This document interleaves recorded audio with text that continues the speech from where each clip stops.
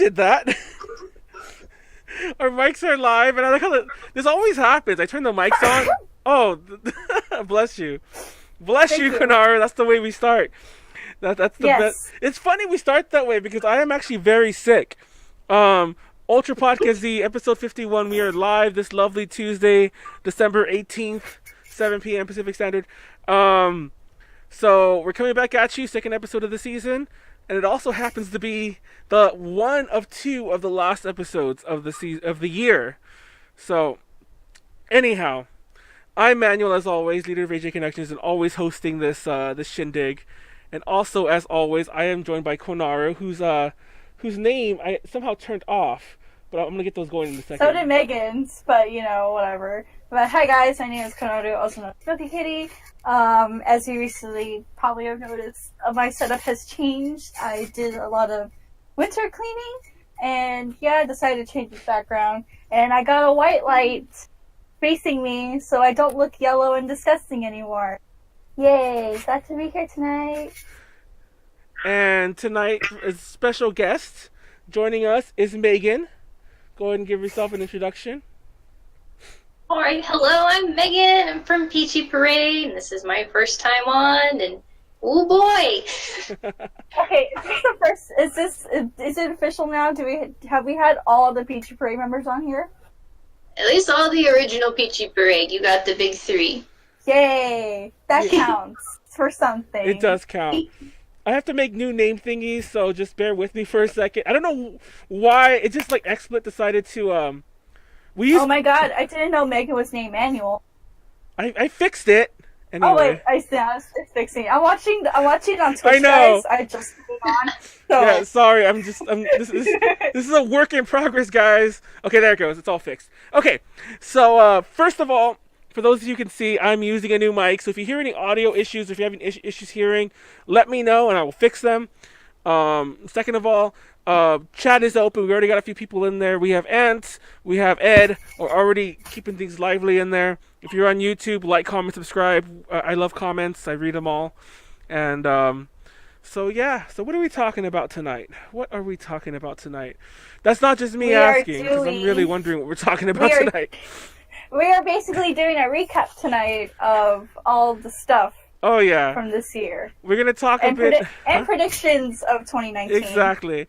We're gonna talk about. I'm gonna try to time code this if you're watching on YouTube, but I also plan to break it up into little clips like I've been doing. But the stuff we will be talking about, we're gonna talk about Ultra Podcast Z news and some host stuff. We're gonna go in depth a bit more about Megan in a second and Peachy Parade. We got some recent news we're gonna talk about. We're going to talk about some of the biggest shocks we had in 2018. And as Konaru said, pretty much our best and, worst of everything. We're talking about conventions, convention moments. I want to talk about the rise of the new rise of K-pop in 2018. Best and worst J-pop moments. And some of our favorite songs, artists, etc. in J-pop and beyond. And predictions for 2019. That's so hard to say, 2019. It's crazy. Anyhow, I apologize real fast for viewers of the podcast that we canceled last week's kind of last minute. There was some scheduling issues and other nonsense, but real fast before we jump into stuff with Megan, I want to reiterate. Actually, not reiterate. I don't think I told anyone. We're gonna have 2 episodes this week. So there's this one you're watching right now, but we're also going to be live on Friday. This Friday, the 21st, I want to say. This Friday. Yeah. 7 p.m. Pacific Standard. We're gonna be live with Heidi and Konaru, so come in for that, and that'll be the final last episode until next year after the new year. And even though there was no podcast last week, I was on Anime Weekly, and you can watch that episode. Unfortunately, in 2 little clips because the internet broke out. But we can watch that. You can watch that podcast on their Facebook page. I'll have a link to that in the description below. So Megan. Tell us a bit more about you. Oh boy. Let's see. Do a lot of singing and dancing, whether people want me to or not. I love ballroom dancing as well. It's one of my favorite hobbies. I didn't know that. Oh boy. Don't get me started.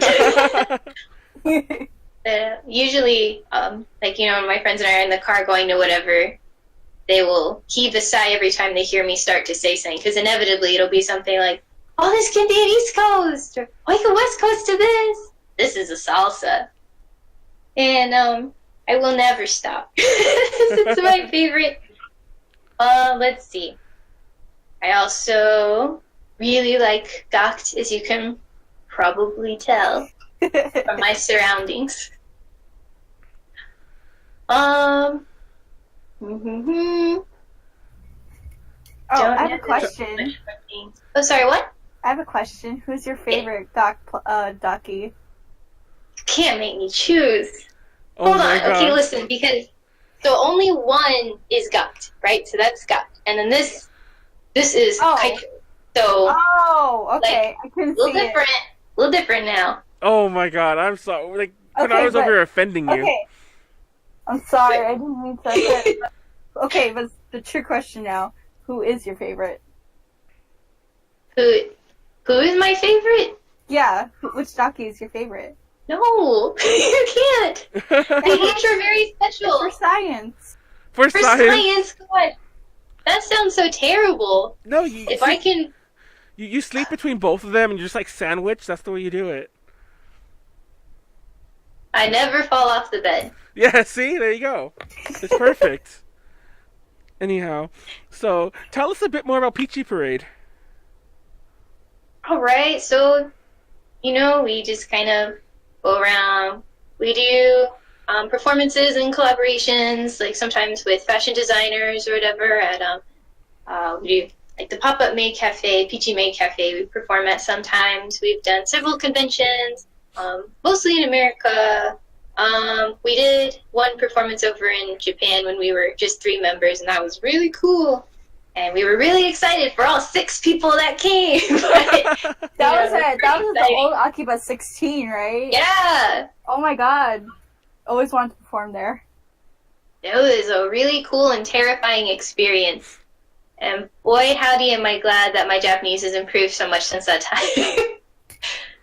Because, you know, there's a whole lot to be said for introductions and, like, properly greeting a room, and I was just so scared to even do that. So at first, I think people thought we were a little standoffish. Like, no one was rude or ignored us, but there was almost a bit of a wall.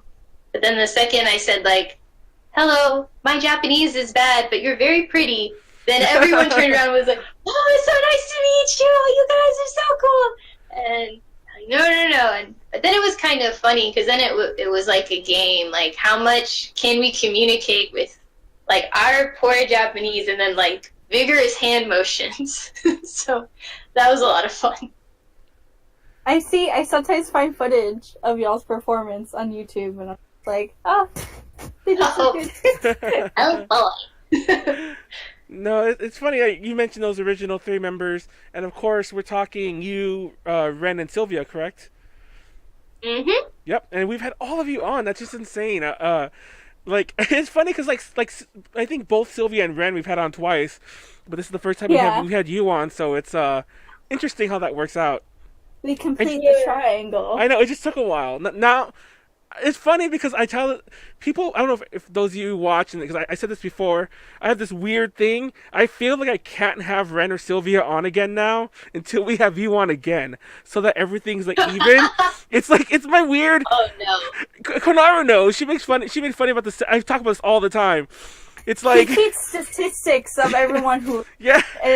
missed, bamboozled, who didn't do that, who did something. He keeps it's like a little Google Doc. No, and somewhere in his... I know who not to ask, or when I ask again, I have to like give them a little bit of crap about it. But Oh gosh. yeah, I'm just Don't weird. do that. I'm just weird. Anyhow, Great, so now I know I'm under scrutiny. I Thanks. know exactly. Every mistake I make will be in a spreadsheet later. Yes. Awesome. But Oh my gosh. But so we mentioned that. I don't know. Oh, by the way, I don't know if I mentioned it when Konaru sneezed, but I'm actually I'm very sick. So excuse my occasional very like phlegmy type voice. So it comes and goes. Anyhow, Konaru. The reason I remembered that, by the way, because I was going to make the joke that Konaru, besides dying, do you have anything new that's come up with you? Bro, no. Exactly. We're all going to ALA soon, though. I have con stuff coming up, but I can talk about that later. Exactly. We'll get back to that. But let's jump into our news roundup, because there's a few new things that happened. First of all, actually, I didn't put this in our little list right here, but I think the Saya Metal thing's becoming a lot more official as time comes on. You know, Saya Metal becoming a member. I have not kept up with that in like 2 weeks. Please fill me in. She's just making more appearances, and they're releasing more public, yeah, but they're releasing more promotional materials. But have you kept up with that, Megan? Like, basically, Baby Metal has a new member that has replaced Yui almost all but officially. It's funny because sorry, I thought it was official, but maybe I was just jumping the gun. But yeah, I think it is official. Well, I'm getting conflicting. Like recently, but yeah. Because when they first, it was super rumor at first, but I was kind of calling conspiracy theory that I think that was just them testing the waters. But now I think it's official, if I'm not mistaken, and it's funny because it plays into what I was talking about a long time ago when we were talking about Baby Metal. The fans seem to be in two camps, as far as I'm concerned. You can disagree if you disagree, but there's the hardcore. Thanks for your permission. Yes, they're the hardcore fans, like, you know, the idol fans, for lack of a better way. There's the hardcore idol fans who are just rolling with the punches. They're already Saya Metal, Saya Metal, Saya Metal. Yeah. And there's all the normies, like the millions of normies around the world who are, like, you know, the ones who are actually selling out their, like, you know, white dads. Yes, the memes, the middle-aged white dads, you know, who are selling out their shows everywhere.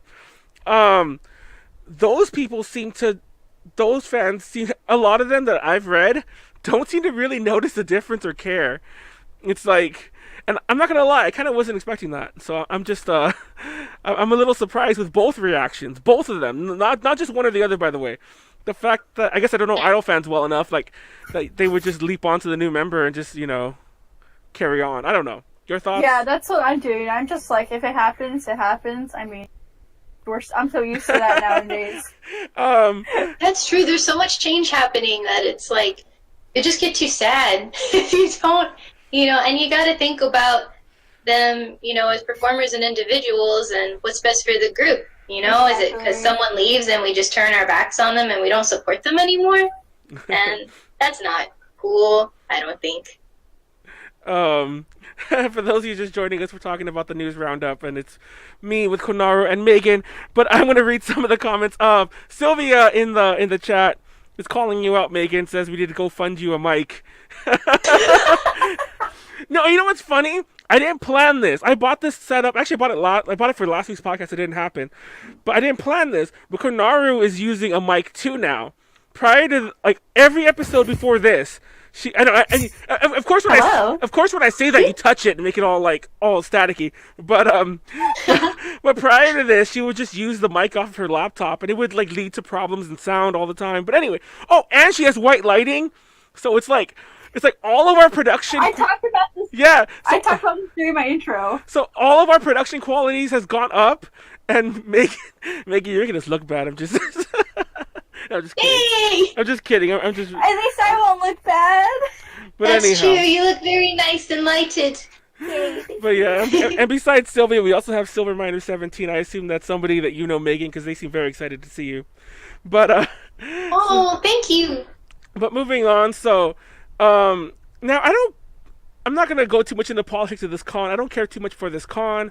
It's Saboten Con in Arizona, but they recently announced that they're getting Broken by the Scream. They're also getting Sound BHD, but I don't care that much about, like, that's a whole. They're a VK group. Dang. But they're getting Broken by the Scream. Besides all the drama, I should see them. Yeah. I will say this. There is a running joke by this, and I'm not going to rag on the people bringing them over personally, but they're being brought over by a company called Chaotic Harmony Imports and Events. This is no joke. 3 of the groups that they've brought over so far have broken up before they actually performed here, or announced that they were breaking up. The most famous one that y'all would know is Kandai Syrup.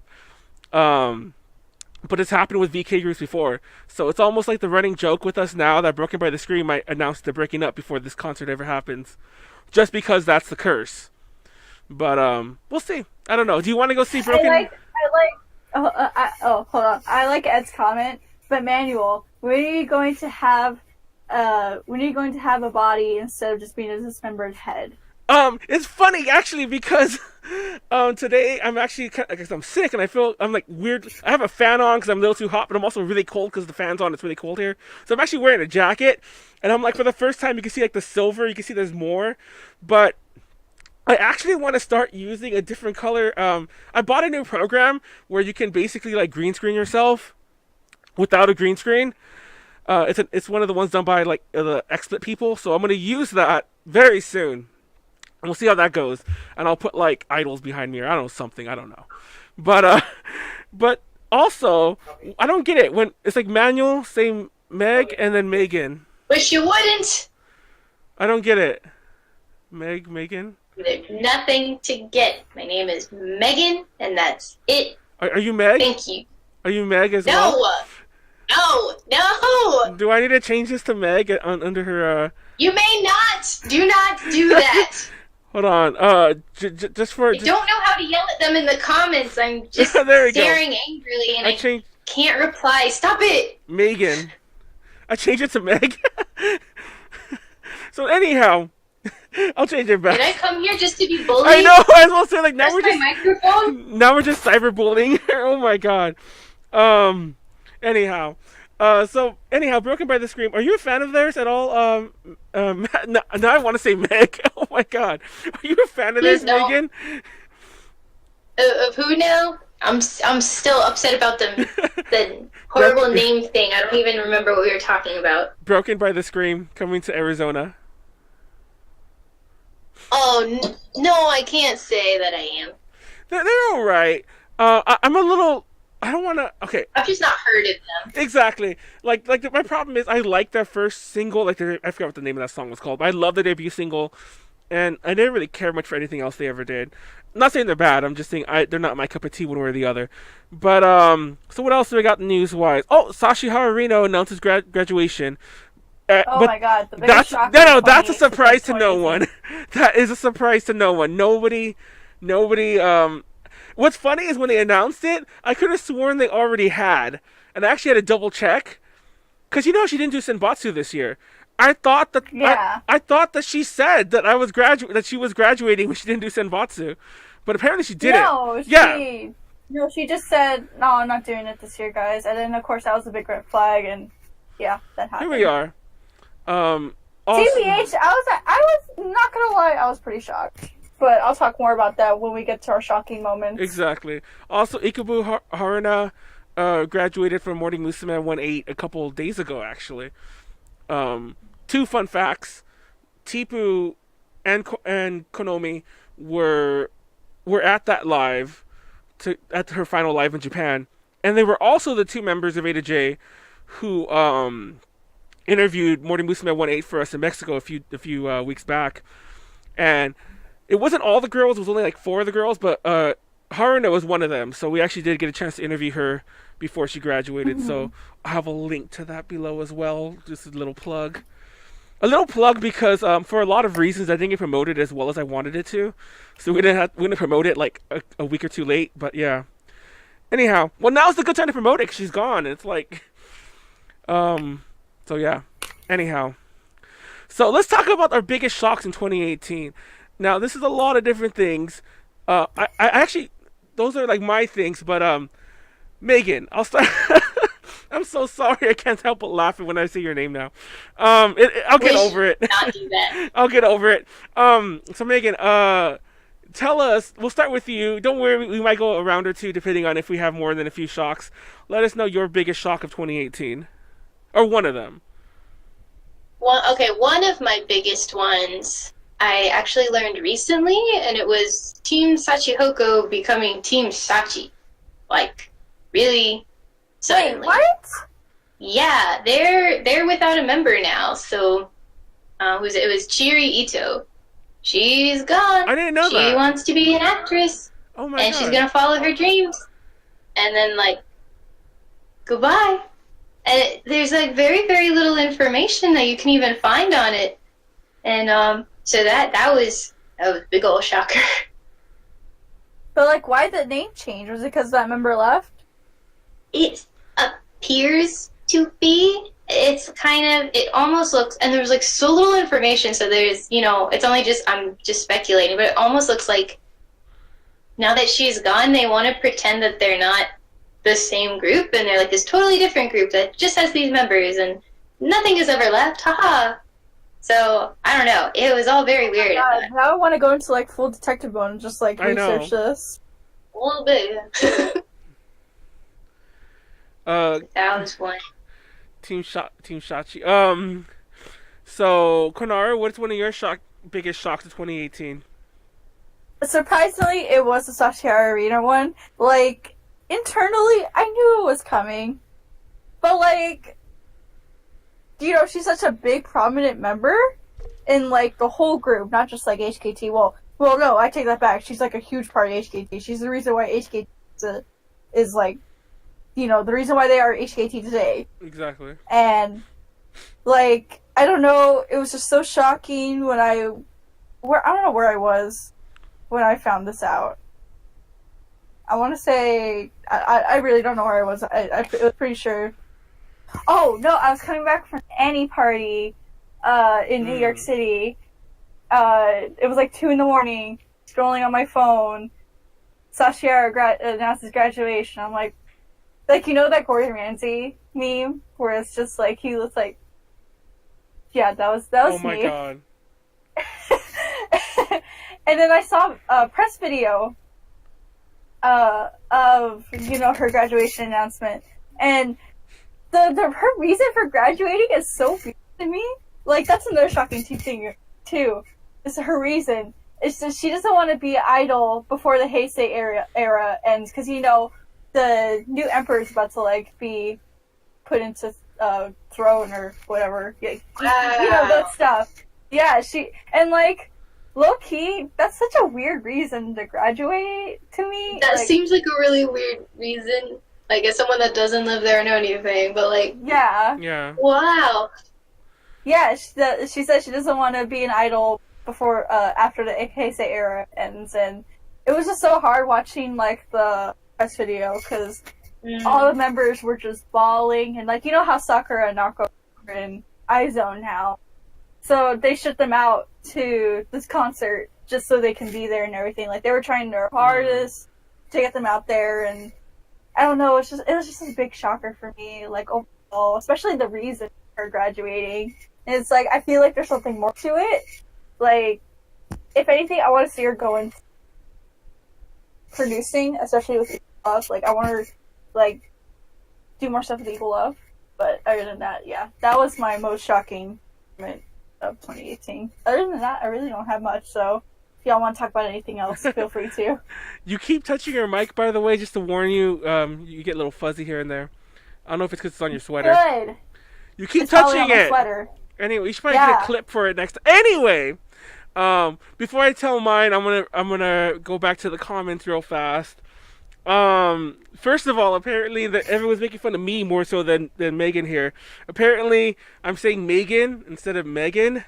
I don't know. That seems like the isn't that what one does? I don't know. It's just, am I weird? I forgave you with Megan, but then you called me Meg. Oh, so my patience wanes. Meg. For the record, I haven't known. I mean, it's somebody I knew when I was like pretty much in elementary school up until like early high school. I had a friend named Megan who I always called Meg, and it was very funny because somebody pointed out at some point too, like, this is why I kind of like, oh my god, that really throws me back. They were making fun of me too, like how I pronounce it differently depending if I say the full name or the shortened one. So I only called them Meg, and it was like, oh my god. Anyhow, so I'm just gonna keep calling you Megan. It's fine. Megan. Everybody keeps making fun of me. Megan. Anyhow, and I see there's some new people in the chat, kinda, sorta. I can't read all your names because I'm blind. But reading some of the other things, Ed's biggest shock of 2018 is Tiffany performing. Tiffany being one of our A to J members, also has been on the podcast, performing in a 21 plus venue with 21 plus MC language. I'd love to see that. Fun fact: if you, I think we did a Patreon Q&A video a while back, and then we did another one this year, which never got uploaded for sound reasons, not like we didn't want to show it. She curses a lot, so that's pretty interesting. We also have like biggest shock for Ant. Biggest shock 2018 is finding out Aika Matsui and Sayashi Riho both left Hello Project. I actually didn't know Riho left. To be honest, I thought she already had.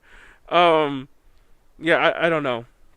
And Sylvia is pointing out that my biggest shock is probably finding out everyone actually loves Taco Bell, which I'll admit that kind of is. What? Dude, what do you have against Taco Bell? Oh my God! No, I don't want. It's trash. Do we need to do another Twitter poll? Do we need to do another Twitter poll? It's trash. She goes to the wine. She's drinking away her problems. Same. I like how Ren's like, okay, Manuel, but her name is Megan, not Megan. Different person. God dang. Different person. What's wrong with you people? Calm down. Everyone's so upset about this. No, you're Thanks, just everyone. wrong. Okay, Megan. Hey. It's gonna be really hard to do, but anyhow, I think You can just keep doing it in that sing-song voice. You That's know, lovely. you know how to remember it. You know how to remember how to pronounce her name. Just think of Drake and Josh. Megan. Megan. I always say Megan. I don't know.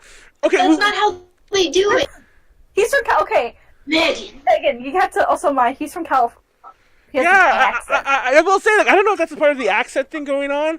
I'm gonna like Twitter poll that later. I'm calling. Our Twitter poll is. I'm telling Red right now. I'm calling both of y'all Megan from now on. Just Megan. What? Megan. I'll just call you. I'll call Why Red. both of us? Okay. Oh yeah. I like how I know you're being a lot nicer about this, but yet I'm throwing you into it too. No, I'll just do it to Ren. But jumping back to the topic real fast before we get too derailed. I'll come back to the chat. I'm gonna change it up a little because one of my biggest shocks entirely, which is kind of related, not really, but still I'm gonna say it, is the fact that we actually got a hentai con in 2018. Because there was so much talk about that for like years, like not just in California, but in California also. But there was a lot of talk about having a hentai convention, and I don't know if it actually really truly was a hentai convention, because like some of its guests were, there was there was Gemma, you know, the Gravure idol, and then there was Shibuya Kaho's like AV actress, and then there was a hell of a lot of hentai people as guests as well. But it was interesting to see, and we got a lot of cool interviews. So that I always wanted to interview it. It sounds like a weird thing to say, but I've always wanted to interview an AV actress, and we've actually had the opportunity several times in the past, but we did then, and it was cool. So that's my biggest shock, that people actually managed to get that not be just a joke meme for, like, you know, as it's been, I feel, in the con scene for years. Do you have another shock, Megan? Not really like news-wise, more just personal. I don't know. Oh, what's your personal shock? That somebody called you Megan like 10 times in this podcast? Yeah, and it was really traumatic. And then I was like, oh, man, I better not do podcasts anymore. I'm going to get bullied for my bad microphone and my name. Actually, it was getting to hang out with Zuchan from Iris. That was the biggest shock of my life, because that was a complete, like, accident. And she was just really nice. That was really... Woo! I want to know more about how it happened. Okay, so it all goes back to Anime Expo, and I was actually interviewing Iris, which was both the best of times and the worst of times, because I had heard about them originally from Sylvia, and she had introduced me to them, and like, their songs are just so like happy and fun. And as Peachy Parade, we've covered a few of their dances and songs before. So sometimes when I interview people, I don't really have an emotional connection to them, but I really, really did with Iris. So I was so nervous. It was terrible, but great because everyone was really nice and, we got to talk and stuff. Obviously, interview time. And then, sort of a long, complicated story short, Sylvie and some other people were going to be in Japan, and I was like, no, I have to save money. I have to be responsible. I can't go. And she said, hey, Megan, Zi-chan's going to be DJing in Japan. Well, that sounds really cool. And at the same time, a friend of ours was like, hey, Megan, I've got a cheap ticket to Japan because I work with Delta. And I was like, oh, what a coincidence. And then, but the tickets to the show were sold out. And I was like, oh, that's too bad. I guess it's a sign, blah, blah, blah, it can't happen. And then Sylvia was actually the one that went, message Zi-chan. And I was like, no way. I can't do that. And she's like, come on, she follows you on Twitter, she knows who you are, do it. Okay. So I go on just thinking maybe she would know someone that's selling tickets, or maybe I could get from another place or something. And instead, she was just like, oh, hey, it was nice to see you before. Oh, if you're coming, I'll put you on I'll get you a guest pass. And by the way, do you want to have lunch? And really, it was her saying, do you want to have lunch? That made me like, okay, whatever, I'm going to go to Japan now. Oh my god. That was that whole reason.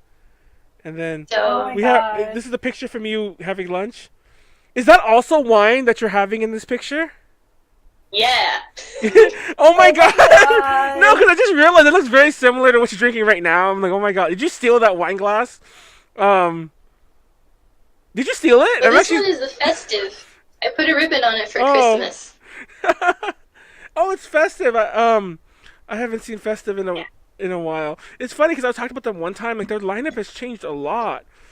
Like, I saw them live in San Francisco a few years back for JPop Summit, and they had like 8 members, I believe, and they were really cool, and we like hung out with them a lot. And then I saw them live. When was that? Last year. And there was only like 5 of them or 6 of them, and like a lot of them were different. Then apparently, I guess only one girl that was from that 8-member lineup is still there. I don't know. That's festive. But there's that picture of you with her having lunch. It looks like, and then what's this other one? Oh, you're at Starbucks. Yeah, that was really cool. One of the things that was so like surprising and nice is she would catch me looking at things, and then she would ask if I wanted to like go wherever. And like she saw me looking at the Starbucks. Oh She's my like, god. oh, you want to go get Starbucks? Like, can we? Oh my god. So that was really cool, and I was explaining like, oh, we don't have like, the Witch and the Princess in America. And she's like, what? Oh no, we have to go now. So we went, and oh my god. it was really cool, and it was really nice. Like the wine thing is kind of funny, but also we kind of bonded a bit because I was telling her, I get nervous so easily, so, drinking a little bit makes me feel better. And she was like, oh, no, I'm the same way. It's like, really? And she's like, yeah, I get so nervous. And I was like, wow. And kind of, and then she said, oh, they have wine here. And then kind of joking, like this ramen place. I said, oh, well, maybe we should get some wine since we'll have trouble talking. Because, like, she speaks English, a good bit. Just not so well. And like, I can speak Japanese, just not so well. But then she was like, oh yeah, let's do it. That's a good idea. Oh wow, I'm having wine with Zi-chan. So that was really fun. And so, oh my god. And she's just so friendly. And to think that like, she would like want to talk to me after our interview was really cool. But I think that she... Do you still keep talking to her? Yeah, mostly. Honestly, I'll send her messages about things, and she doesn't really respond so much. Or like once in a blue moon, she'll like reply to my story. Like that's cool. But she kind of frequently likes my pictures on Instagram, and so I'm like, wow, she's watching me. That's so cool. Another fun thing though is I bought her some earrings from America. They're these kind of cool, like, Vera Wang earrings. Because I wanted to thank her, for the ticket. And she actually wore them. She told me she would wear them to her performance. And it's not that I thought she would lie. I just kind of expected, maybe she'd get busy or forget or whatever. But she really wore them. She really wore them on stage. And then she wore them for an Instagram post as well, where she's playing, and I was like, oh, those, I got her those. That's really cool. That's cool. That's cool. I want your power, Megan. Yeah. This is it. The wine. Going over some of the... something that was... Go ahead. Great. Oh, sorry. I've got one more thing, then I'll leave you alone. But, like, speaking of how, like, I get nervous and stuff, and you're talking about my power, what really helped me, and this is so weird and dumb, but when I was first talking with you, I had no alcohol, and it's just awkward Megan. I'm like, what do I even say, Someone so cool that I admire. And in my infinite wisdom, I thought, oh, I'll get her to like, give me a little punch in the abs. That'll impress her. What? That's what I do. That's like my thing. So if I'm really drunk and I want to make friends, it's what I do. Or if I'm really nervous and I want to impress someone, I ask them to punch me in the abs. But like I work out, particularly mostly like on my abs. My arms are pretty weak, granted, but I've got pretty strong abs. You can punch me pretty hard, and I'm fine. And so I thought that would be like a good icebreaker for this idol that I wanted to impress. And as soon as I said it, I was like, you dumb girl. Why did you do it? But we were already talking about Gaku because she was saying, like, oh, I see you like Gaku because you post about him a lot. Yeah, I do. And it's because of Gaku that I work out. And I really want my abs to be strong. So I was like, yeah, I like him a lot. That's why I work out. Do you want to punch me in the abs? I do know how to say this in Japanese, and I learned it specifically to make friends. Oh my god. And, that's insane. But she didn't. She did that for me. I feel like it was more for my sake than hers, because I think she knew that if she said, like, no thanks, that's a little weird, I would have turned into ashes and just blown away on the wind. But she humored me. And then she was like, oh, you're strong. And from then on, I was like, yeah, I'm in. We're friends now. Oh my god. And it's been beautiful. While I want your power. While I go over some of the comments in the chat again right now, I want everyone who has punched Megan in the abs to talk about your little share us your ab punching story in there. Oh, I've got some weird ones though. Come on. Oh my god. But it's oh my god. So he's dying. Yay. I know, I'm dying. So Ant mentioned real fast, this will be our last shock before we move on to something else, that his biggest shock, and it's funny because I forgot all about this. Now that he reminded me of it, I'm like, oh wow, that's kind of mine too. Was the whole Yoshizawa Hitomi, the drunk driving scandal thing. Yeah, that was a big one. Because that kept blowing up, and as far as I know, it's not really done yet. It's not really done yet, but she's retired now. Her career is done, no matter how that turns out. So that's insane. That was actually probably my biggest one.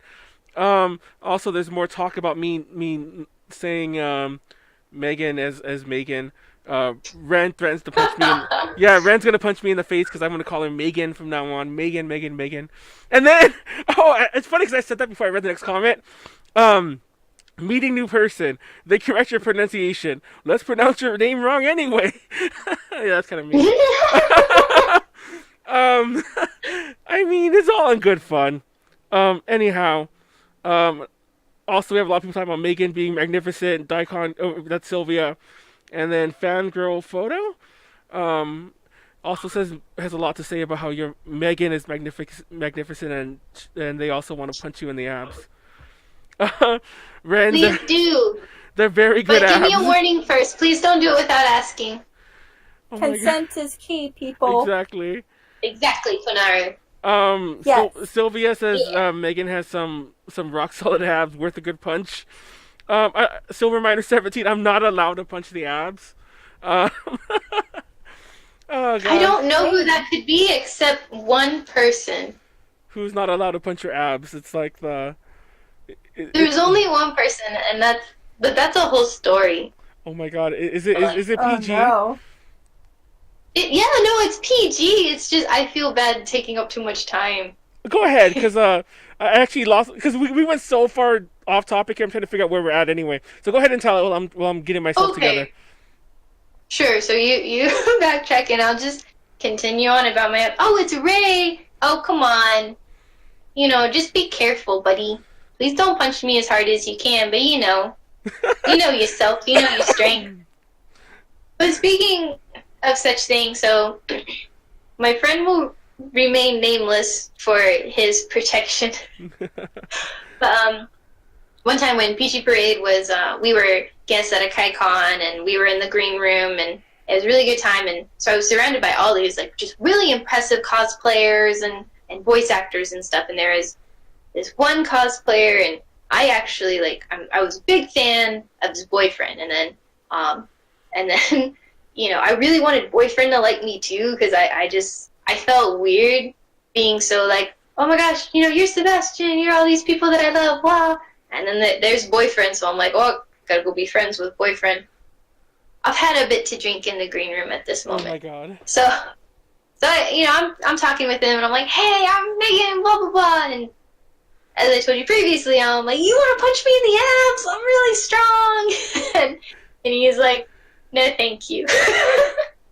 And I was like, come on, man. No, I'm really strong, I promise. So one of my good buddies, we'll just call him M for now, and he would usually punch me in the abs to get other people to do it. That was our thing, and it's always been fine previously. He never punches me too hard. He's a very, very strong guy, but he also doesn't try to kill me, so that's great. And so he gets ready, and I'm like, yeah, come on, Em, you gotta show him what's what. And he pulls back, and then he sits up, and he goes, Megan, one of these days I'm gonna punch you so hard that you are just gonna die, and I'm gonna look like the bad guy. I'm like, no, that won't happen. You punched me before. You're totally fine. You know exactly. You know how much power he is. Now you're good. Oh wait. Things related. Megan broke up a little. Are you Oh better? no! I thought it was me. That's what No, I was like, oh, I thought it was me for a second no. too. But wait, are you still there? Oh no! Oh Megan. no, Megan! No, No! Somebody punched her too hard in the abs. There's a ghost. Oh no! Hello. You're cutting out. No. Oh F. my god! Press F, everyone! Press F for respect. Press F. Press F. So that GoFundMe we were discussing earlier, we should. Yeah, that GoFundMe. Let's get that started right now. We can all chip in, get her a decent mic for probably $60, $80. We'll see what happens. No. Okay, how about? Oh wait! There she is. Oh, there you are. Right as everyone's cussing Oh out. my! I know. It was funny because I'm like, oh shit. Excellent. There we go. So continue your story. Oh my god. Okay. Punch her right in the bandwidth. Oh my god. Oh my gosh. Oh my god. Thank you, comment section. Okay, so what was the last thing you heard clearly? Something on the lines of, one day I'm gonna punch you, and it's it's gonna be my so bad. Yeah. I'll look like the bad guy, you know. Yeah, I'm gonna look at it, and I was like, no, you've done it a million times before. Fine. And he goes, okay. So then he winds up and he punches me. There are two things I miscalculated. One, he had been working out a lot since the last time he punched me. Two, he too was intoxicated, so his aim was off. So he did not punch me in the abdominal muscles, which I had prepared for this moment. No, he punches me straight in the diaphragm. And the thing is, instantly the wind is knocked completely out of me. I cannot breathe, and I cannot remember how to breathe. And in this moment, I think, this is so embarrassing. I've really embarrassed myself here. I look like a tool. Oh my god. And I am just so mortified. Not that I no longer know how to breathe, which you need to do to live. I'm so embarrassed that I cannot remember how to breathe. And I'm sitting there thinking, like, all right, come on, Megan, you've done this a million times before. You've breathed every day. You're like, come on, just figure it out now. Just figure it out. And, of course, the longer I sit there with my mouth opening and closing like a fish out of water, just, the more people gather around. And then I see my friend M in, like, this tunnel vision, right? And I look over, and he goes like, you witch. There was no sympathy because he had just told me this would happen. And now, of course, everyone's like, did M really punch her? Oh my god. Oh my gosh. And it took so long, and I had to put my hands on the table, and I know that I can hold my breath for more than 1:30. So I was just kind of sitting there like, all right, we're just at 45 seconds. Like, you still got time before you pass out. You can still recover. As long as you recover, it'll be okay. You just got to figure it out. Come on. How do lungs work? And oh boy, I was super embarrassed. And I did, obviously, as I'm still here. This isn't, like a Sixth Sense plot twist. I'm good. I figured it out. It just took too long for my pride. But here I am, a wiser man. Oh my god, I'm sorry. Both your story and the chat are just killing me right now. I'm not. You guys are killing my energy. I'm sick tonight. But oh my god, by the way, I could not stop laughing about like punch her right in the bandwidth. I don't know why. That hit so personal too. Because I was talking about my issues earlier this morning with my internet, and like I just could not stop laughing. Then every time I'd stop, you'd say something, and I started laughing some more, and then. Oh my god, and then Wrinkly Pants, awfully bold of you to assume I have lungs. I was just like, oh my god. I can't right now. I just can't. I'm probably just fair warning, Megan. That'll probably be its own segment on YouTube eventually, just letting you know. But, anyhow. Fantastic. So, moving on, away from, Megan's lung capacity and abs, that sounds so crazy though. I just can't get over that. Oh my god. I'm sorry. Oh my god. Like I always feel like how does one recover from like and not recover from that. I mean recover getting the show back on track. So let's talk about our favorite convention or we'll lump in both cuz I want to kind of do one of those, oh god, I can't think of another way to put it. Like good cop, bad cop, don't say anything good. That's not what it is at all. What the fuck am I saying? I want to have, like, don't say anything bad without saying something good, or vice versa, actually. Whatever. We're going to say our favorite and our worst convention moments. And we'll start with Konaru. Okay. My favorite convention moments? I want to say it was AWA going to see Standing in Line for Star Marie. Or, no, actually, I take it back. Okay, not Standing in Line for Star Marie, but at the Idol Festival. No, wait. I want Star Marie. No, I want Star Marie to know that it's like, you know what? No, Star Marie was not my highlight of a 20. No, just joking. No, because this Come on now, that's unfair. This story still includes Star Marie. That's what I was gonna say until you cut me off. She's going for the big 2-for-1. Yeah. Hold on now. Let her finish. So of course I performed at the Idol Festival, at AWA, super fun. And then for the last act it was Star Marie, and I had really good interaction with like Tai-chan, and like oh my gosh, it was so good. I had like oh my god, it was just amazing. And then eventually we all did like a group photo up on the stage, and then they came and they were like, we want a group photo too, and I got to take a group photo with Star Marie and everything, and I should have sent y'all the picture, but maybe Manuel can like insert it on YouTube, over the thing on YouTube. So if you want to see the picture, if not, it's on my Twitter too. So if you want to check it out there. But yeah, that was probably my favorite convention moment of the year, was being able to like perform on the same stage as Star Marie and then in a group photo with. Before you tell your worst one, I want to have my little plug because I mentioned this on the Anime Weekly podcast. Like, I don't know why I decided to like reveal big A to J news there.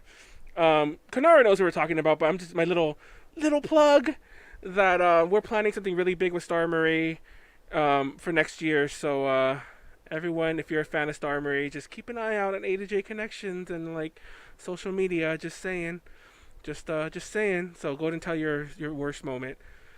Your worst moment was waiting in line for Star Marie, at the autograph. No, that actually was. Okay, so this story hails from AX. So, okay, nothing bad, like, happened. It was all me. It was all my fault. So I thought, I'm gonna be in the front. Okay, so, if y'all didn't, this was on the Kawaii Live day with, like, Iris, AKB, etc. And I was like, okay, I gotta strategically plan here. I'm sitting in like the very first front row, not like the pit area, but like the first row of the orchestra, like center, yeah, around the center area. So I was like, okay, I'm still gonna see the stage, but I want to see more. So I decide to put on heels, and. I've already seen this is going. Go ahead. So, the first few hours, that was fine, because I was, like, sitting around. I had, like, my AKB flag, because I did, I was, like, in charge of, like, the fan groups, the fan project and everything for AKB. And, it was fine. I was sitting around. I was fine. And then, how it was, like, really hot, too? So, like, after a few hours, I actually did start, like, being in pain. I decided to go inside the con area. I borrowed, like, a friend's badge, go inside the con area, everything, just, like, walk around, try to cool down. Big mistake. That hurt my feet even worse. So then it comes time to go to the concert, and I head over there. My feet are, like, throbbing in pain. I finally get to my seat. I sit down. I'm like, oh, my God, yes. Like, I was about to take my shoes off, and then the concert starts. I'm like, oh, no. Now I have to stand up again. Because I don't want to look like a butt in the first front row where everyone see me sitting down and everything. So I sit up, and I'm, like, agonized in pain. And then AKB gets around, and then, like, that was the moment I forgot, like, I was in pain and everything. And I was just, like, dancing around. And I was like, yeah, AKB, AKB. And then, right as they got off stage, like, I sat down because I was like, okay, gotta, like, gotta get some recharge on UOs because I, like, cracked a lot of UOs. And I felt my feet were screaming. I literally threw off my shoes real quick, and I was like, okay, not standing in my heels. But then after the show, I had to put back my heels on. TLDR, I just wore heels to a concert, and probably the worst convention you can go to in heels, and it was not fun. I know, I was about to say, that sounds terrible. To wear heels to AX, like, and this AX with, like, the 115-degree days or whatever. Like, it was crazy hot. It was stupid hot. I didn't want to do anything. I couldn't even go to buildings I wanted to go to. I had to take breaks in shadows. No, like, I remember, I told the story in a different podcast, but I remember whenever I wanted to, whenever I was done with, like, actual things we had to do, because we arranged everything beforehand, like, all of our interviews, all of our booth meetings, all that stuff was already arranged. So, I literally went, did what we had to do, and then I was going back to the hotel. Like, different people were covering the concerts. I wasn't even going to the concerts. I'm like, I don't even want to go. Like, I want to just get the hell out of this. And I remember I was there with a friend, and she was like, I want to stay. Like, you can stay, but I'm leaving. And so she kept going back with me anyway. And then she was all like, I wanted to see the con, and I'm like, well, I just didn't want to be in 100 and whatever degree temperatures. It was just insane. I hated this AX. I mean, I hated the experience. It was a fun AX, and there was a lot of fun stories, but yeah, I kind of just gave my worst con experience right there because I felt it was so uncomfortable. I just couldn't I couldn't enjoy AX myself. In general is just a bad con experience. I couldn't. Oh, my other bad con experience, even a little faster, was Fanime, where I got we drank a lot, and that was that's not even probably. For the record, I do party a little. I do drink a little. Fun fact: I've been sober all of December and a bit before that, just because of BS, and I got sick. But I do party at a lot of cons, and Fanime is definitely the peak of it. And I'll never want to relive that, because that drive home from San Jose back to LA was insanity. And yeah, I was like, I'm getting. I think the years of me partying is harder gone. But anyway, that's neither here nor there. Just manual stupidness. My best con moment though. Oh God, I'll tell that story later. Never mind. But my best con. I had another bad one, but my best con story. What would it be? Probably would have to be pretty much any con that we. Oh, actually, I know what it is. At Fanime, we have this Eroguro panel, like erotic grotesque nonsense. We have a thing on Eroguro, and I love doing that panel because it's very shocking and it's informative. Like, we have like a 45-minute ish with stuff in there that's still interesting, but 45 minutes is like history lesson and art lesson, and then the last half is just crazy ass shit that like makes you want to vomit. You don't want to live with yourself after watching some of this stuff, and or seeing this stuff too. And I have pictures, because we changed it up at Phantom because we had a much smaller slot, and I have pictures of the audience members, because a friend of mine took it, where they were into it. Then you could see it in their faces. I wish it was a video. You could see in their faces like they're like, oh my god, oh my god, oh my god. Then they got sick and they left. And I was just so proud of those pictures. I was like, it was like they thought they were cool, they liked it, and then I got them so disgusted they left. But yeah, that's my favorite. Hooray! That's my favorite moment. I disturbed people enough that they left. So before we move on to Megan, Sylvia mentions Iris, being at AX made her whole con. She was cooking like a rotisserie chicken during that heat wave. Oh my god, I think we all were. Yeah. Like I felt like those people like in the old medieval thingies where like they turn into spit. I think they're called the spit boys or whatever. I don't know what they're actually called. Yeah, it is a spit. Yeah. So they turn into spit. I felt like them because whenever you see that, I mean, I'm sure there's a science behind that. I'm like, surely they're cooking themselves too, because like the meat is being cooked right next to them. But so I don't know. That's the way I felt all of AX. But anyway, Cinderella Girls and Iris. Everyone loves to see. Oh, see, Ren likes going to see the good old stuff. I feel like I was the only one for AKB. But then the two Odas that were next to me, that were like going all out during their set, really just made me happy. So if I ever I saw them. They were super excited. It was really cute. Oh my God. I know. I was like, let me be your friend. Yeah. It's kind of awkward because I was at all of the like Kawaii Lives and stuff, and there would be people I'd see like getting really excited, and I want to be like, hey, we should be friends, but is there a not awkward way to do that? Because I don't know it. punching the ass. It was really exciting. Just seeing everybody just as excited as you are, and people, like knowing the moves and stuff and cheering along. Oh, so amazing. So yeah, that's that. Everyone's talking about how hot it was. It was insane. I don't know. Ren, if we're ever in when I eventually go to AWA, we should do the Edoguro panel together, and I will promise to introduce you as Megan. And then you can punch me in the face, and then we'll all have a good laugh, and then I'll probably be dead. But it'll be awesome. It'll be a good time by all. Okay. So, Megan, Yeah. let's go to your... I assume your best one might have to do with Iris. So, just for the sake of un-irising, this story, another story. That's fair. No, that's Yeah. I've got one actually. Well, because as much as I loved Iris, I was so sick that it was great, but I was still upset.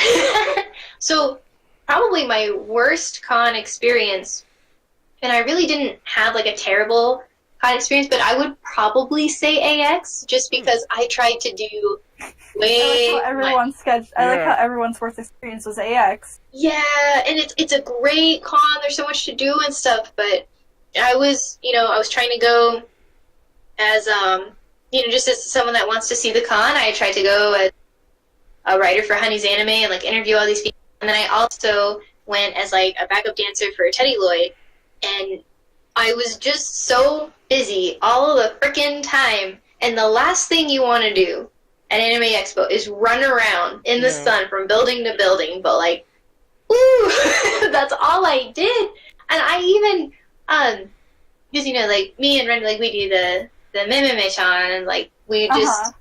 So I'm in the Meme-chan like cosplay doing a signing with Teddy Lloyd, right? We're like the photo op. You can take a picture with us, and then as soon as it's done, like 2 minutes between that, and then I have to go to an interview with this like. Thankfully, it was like a dating sim company, so it's not like they're the most like Tarzan button-up shirts, and then I just show up. I'm so sorry for the way I look, like. I'm really taking this seriously, though. It's nice to meet you. But, that was my whole con, is being dressed inappropriately for the thing I was about to do. Like, whether it's, like, interview attire at a concert or, like, rave attire at an interview is crazy. And I was so busy. It was so much fun, but it was probably the most stressful convention that I've ever been to.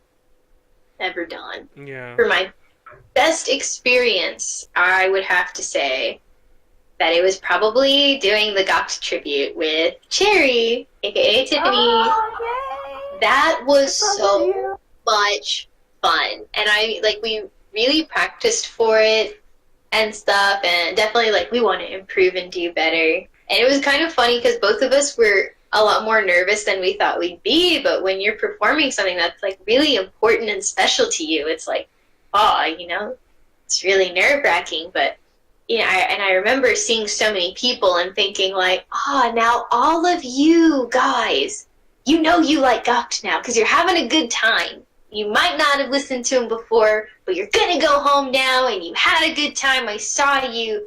And then there was one girl in the audience, and I was thinking, no one knows this song. It's so old. It's from 1992, I think, Miserable was released. But she was singing along, and she had the biggest beaming face. She was so excited. And, you never hear that, unless you do it yourself. So to hear, Gok songs coming from someone that's not you, hit and play, it's, a really fun feeling. And then even beyond that, which is really cool, is 50% Dangerous. Peachy Prairie, we did a thing with them.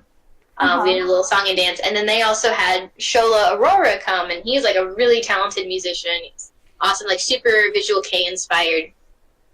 So he had seen my performance with Tiffany, and I had no idea that this happened. And I'm just walking back to the room, and then he starts he comes up behind me. I don't know he's there, and he starts singing Redemption in my ear. And I whip around, I'm like, hey! And, I finish the lyric, and then we both point at each other, and we're like, ah!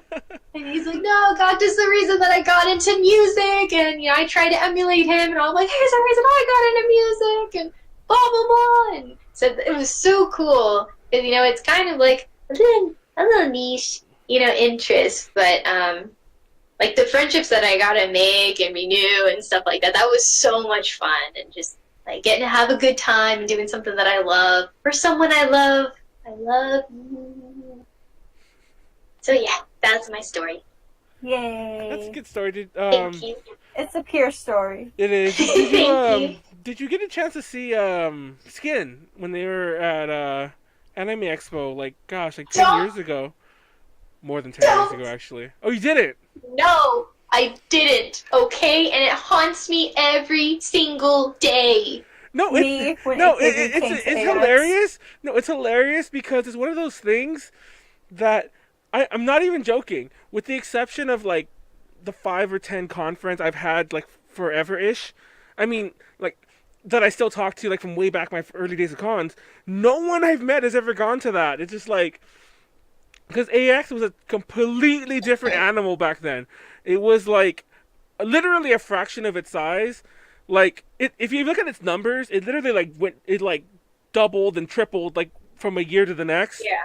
So even if we're talking 6 years ago, it was less than half the size. But back then, it was a sixth, an eighth of the size. It was about the size of ALA that we're going to in a few months. It was pretty small. I don't know why I went that far to say it was small, but yeah, it's like it was a cool concert. But you'll love this. I remember at the time I used to annoy the hell out of me because like these by the way, concerts at AX used to be free. Not even because I think later on they would sell tickets, but they would still do standby. We could still like walk in, which they still do now. But back then they were just all free. Like you just showed up, and but because they were free, you would get a lot more of the casuals.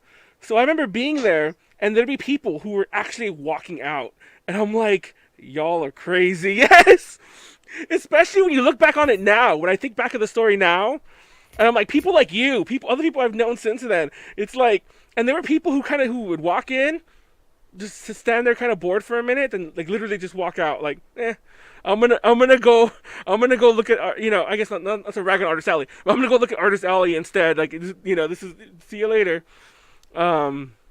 So yeah. That makes me the angriest I felt in a while. Yeah, I was thinking that every so often I think about it too. I'm like, oh, that makes me upset too. It just like that. And we're talking like I think I was 14 or 15 at the time, but I was taking every little job that I could to raise money for that plane ticket, and I was saving up all of my allowance, and I wanted nothing more than to go to that concert, and I couldn't. One, because I had no money, and my parents were like, "You're 14, you have nowhere to stay. No, you will not go." You don't understand. Kaka's there, and Miyavi, and Yoshiko, and Skizo, and Juken's a support basis. Yeah. Yes. Oh my gosh. But I still remember how sad I was having to accept that I wouldn't be able to go. Thanks for dredging up that memory for me. No, obviously I'm a little older too, but I was still pretty young then. I remember I couldn't really travel to a lot of conventions back then, but I remember that was the year that they moved AX to Long Beach of all places. I don't know if this really means anything to you, but they moved it to Long Beach as opposed to Anaheim. And it used to be at Anaheim back then. And they moved to the Long Beach. I'm like, dude, it is like so close to me. I can't walk there. It'd be like a few hours walk, but I could, and it would only be a few hours. I hit my mic.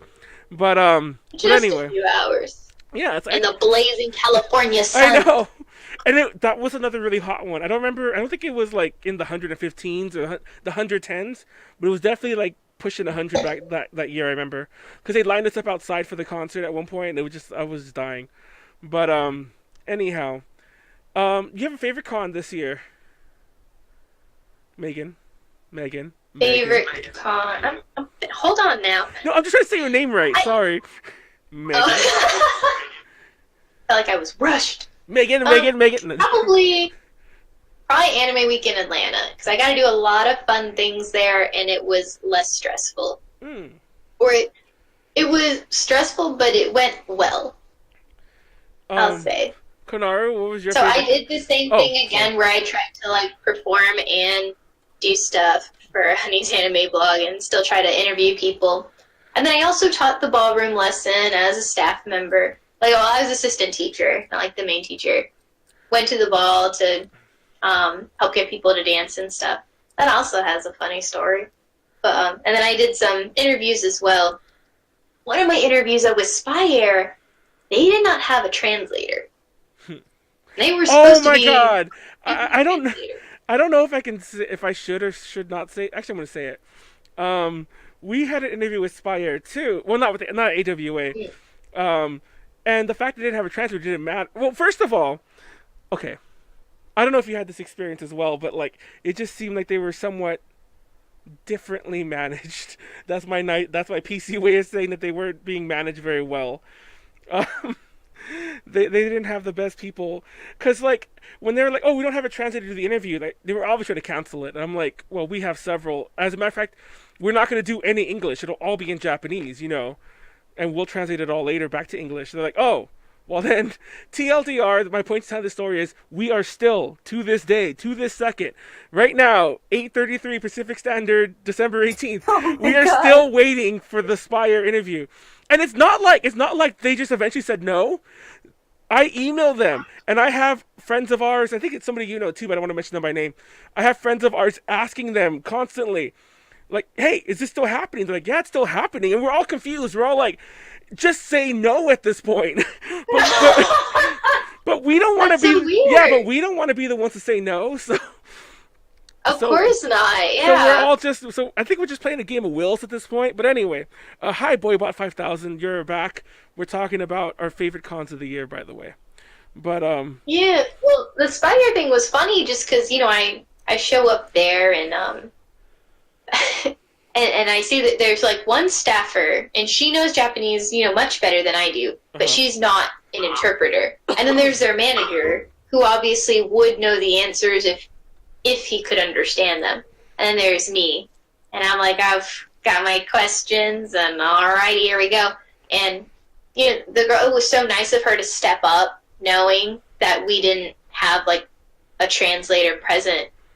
But she would get so worried about saying things wrong that she'd get a little bit stuck. And she'd sit there, saying, like, just the same, like, ano, or just, like, restarting the sentence over and over. And I'm like, that's not going to really get us anywhere. So then this is the worst Japanese. Like, for example, I wanted to ask them, what sounded very nice in English, like, you all have come from different bands and you've stayed together with Spire for so long. What's made Spire stay such a strong unit throughout the years, even despite all the road bumps?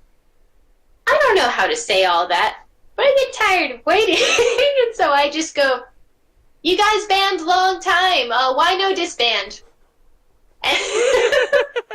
that's the best question. It sounded so bad. And of course they all laughed, but they knew then what I was trying to ask.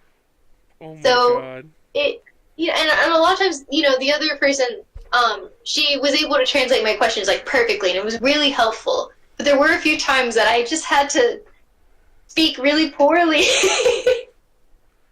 But it worked. It was great, and it was kind of fun. Everyone's trying to like do their best to figure out what the other person's saying. That was nice. That sounds it sounds a lot better than ours went, because it's still not happening. Yeah. But anyway, Yeah, at least it happened. Yeah, so exactly. That's good. I'm thankful for that. Exactly. And then, like, I love ballroom dancing, so getting to help with the ballroom lessons was amazing. I loved that. Except I definitely took a child away from another kid. She was apparently supposed to be watching. Oh my I god, didn't know. that sounds terrible. It was, because, I saw, like, this little girl and this little boy, and they're sitting there, and I was, my job is to get people sitting down to dance, and Oh my god. I can't remember now exactly what it was, but it was clear the girl wanted to dance, and the boy didn't really care. So it was like, hey, do you want to dance? And she's like, well, I don't know so well. Like, oh, I do. It's okay. Let's go. I can do the boy part. You can be the girl. Okay. And so, we go through, like, I think we did rumba for sure, and I think we did waltz as well. And, I'm praising her, like, you're doing so good. She's like this little girl, and she's just beaming, that she's learning. And then someone, I guess, is like her mother or something, comes up and she's like, where is so-and-so? You're supposed to be watching him. Where is he? Oh my god. Ma'am, I'm so sorry. I asked her to dance. And I'm like, great. Like, I've caused this whole, like, AWA debacle. Like, a child is missing because I asked another person to dance. Oh my god. Gosh, you're going to have to close the ball. I was so upset, but thankfully she was very nice, and she was like, oh, no, you're fine, it's okay, I just want to know where my son is, and I'm like, of course, as we're wont to do. But he turned up very quickly, he just went to get some water, but, oh my goodness, I was so, in that moment, I was so scared. And then it was fine. Kidnapping, went well. Kidnapping kids, like, at AWA, it sounds great. Yeah, right? Lovely. I know. Yeah. I don't know. And then I got to perform for Teddy Lloyd again. That was also a good time and a terrible time. He decided to mix in Fly Away with another song. And Fly Away, the end of Fly Away, is mine and Ren's cue to go on stage. Mm-hmm. And we think we have, like, another, 40 minutes, and we're just backstage practicing. And then we hear Fly Away! And we're like, oh no! So we run to the edge of the stage. And then we realize, he's just sampling it in a different song. That's not our cue. Oh my god. Wow. So now Teddy Lloyd's song Fly Away is a point of supreme stress for the both of us. I used to like it before, but now I'm like, whoa, got to get ready. So that's fun. But overall, it was a pretty fun convention. I think, like most of PG3, I think all of us would say it was probably our favorite convention. Getting to work and perform and do all this other fun stuff. So, Konaru, what's your favorite convention of 2018? I don't know. I work most of my conventions, so I have to say San Japan. Yeah, San Japan, and well, actually, I take that back. It's a tie between San Japan and AWA. AWA because it was my final performance in Atlanta, like ever. Maybe, I don't know. Oh my God, you're going back on your graduation. Go on. No, I'm not. No. No, I'm not gonna pull a amiinA, I swear. But anyways, AWA because I get to see like all my like everyone from the community, like PG Parade, Nancy Dash, Julianne, Cherry, like basically everyone. I just saw everyone, and I traveled with Paida too. That was a fun experience. Love you, Paida. And God, well, AWA because I did a lot. Oh, and Any Party too. Shout out to Any Party. But yeah, AWA because I got to see like everyone from like the idol community, and then I want to say San Japan because I got to meet Ladybeard and that's so cool. My signed poster right here of him with Reika. My prized possession. I got a frame. For now, I want Ladybeard to punch me in the abs. I was about to say that too. I'm like, that's what you want, isn't it? Oh my God. He'll probably kill you. But go on. That's fine. Noble death. And then we had for Texas Idol Festival because we do one every year at San Japan. We had an international guest come in. She came all the way from the UK. Her name is Juju. She was part of a few idol groups, and she's doing another group right now. But she does a lot of like solo stuff too. But yeah, we came and like we showed her some Southern hospitality and showed her around. We showed her around San Antonio. We took her to HEB, which is like a cult grocery store here. So yeah. Oh my God. And yeah, so yeah, I want to say it's a tie between San Japan because like San Japan, it's also like my hometown. Got to meet Ladybeard and Reika. I went to their concert. International guest came for Texas Idol Festival, and then AWA for all my idol friendos. Yeah. I think mine will all. It's funny because it's so long ago as far as the end. Now that we're at the end of the year and it's coming up again, that my favorite's always ALA, just because it's like, in my opinion, the best of all the worlds. Like for me at least, like the partying, the actual business, the panels, and so on. We always get a crap ton of panels there. They always give us what we want, what we need, I should say, to be more accurate, because like some of our panels are a mess in terms of like what we need specifically. And we're guests there. We've been guests there for the past like 4 years, A to J, I mean to say, and we're guests there again. And Tiffany and Angie, they have their group JPop, and they've been guests as well for the past like 4 years as well, and they're guests again. And let's not forget that Max was almost a guest there as well. Almost. F. Yeah, I pressed F for that. That was, yeah, that's sad that she's not going to be there. But anyway, that's my favorite con for sure. And we're going to be there again, and I can't wait. Edogudo panel's always there. I'm so excited. You're excited for the Edogudo panel. Like, you're going to be really excited for the stuff I'm going to show. I don't think you went to the one last year anyway. I've never actually been to one of the Edogudo panels. I don't know if we did. Oh, we didn't do the Idol 18 Plus one last year either, so you need to go to that one. There was the one that we did in 2017. That was the one where Tiffany Angie did "Die," the Biss song, and like Tiffany. I was there. And Tiffany was singing. Tiffany was singing from the floor, and that kind of just made everyone like. That was my favorite moment. It's like they were doing "Die," and that's on YouTube. If you go to look up. That 18 plus panel's on YouTube, and if you just watch the first like 3 minutes, that's the best part. It's just when they're doing "Die," like everything else is all right, but the best part to watch is Tiffany and Angie performing "Die." And Biss is awesome as well. Yeah, it's probably just a straight up answer. I also am partial to Anime California and Hentai Con because Anime California returned, and Hentai Con, of course, happened. And so yeah, but definitely I think the nod goes to ALA, It just feels weird saying that because they're the first con of the year, so it's like so far long ago. But it's still this year, and then it's coming right up in like in 3 weeks. Oh my god, I'm getting nervous now. I gotta prep everything. Anyway, let's move on to our next topic. Oh god, this is the I almost don't want to do this one, but this one I felt was the biggest I feel like this is the biggest thing of 2018, in my opinion. And I don't know if Megan has a similar experience. Thank you. Yeah, see, I noticed.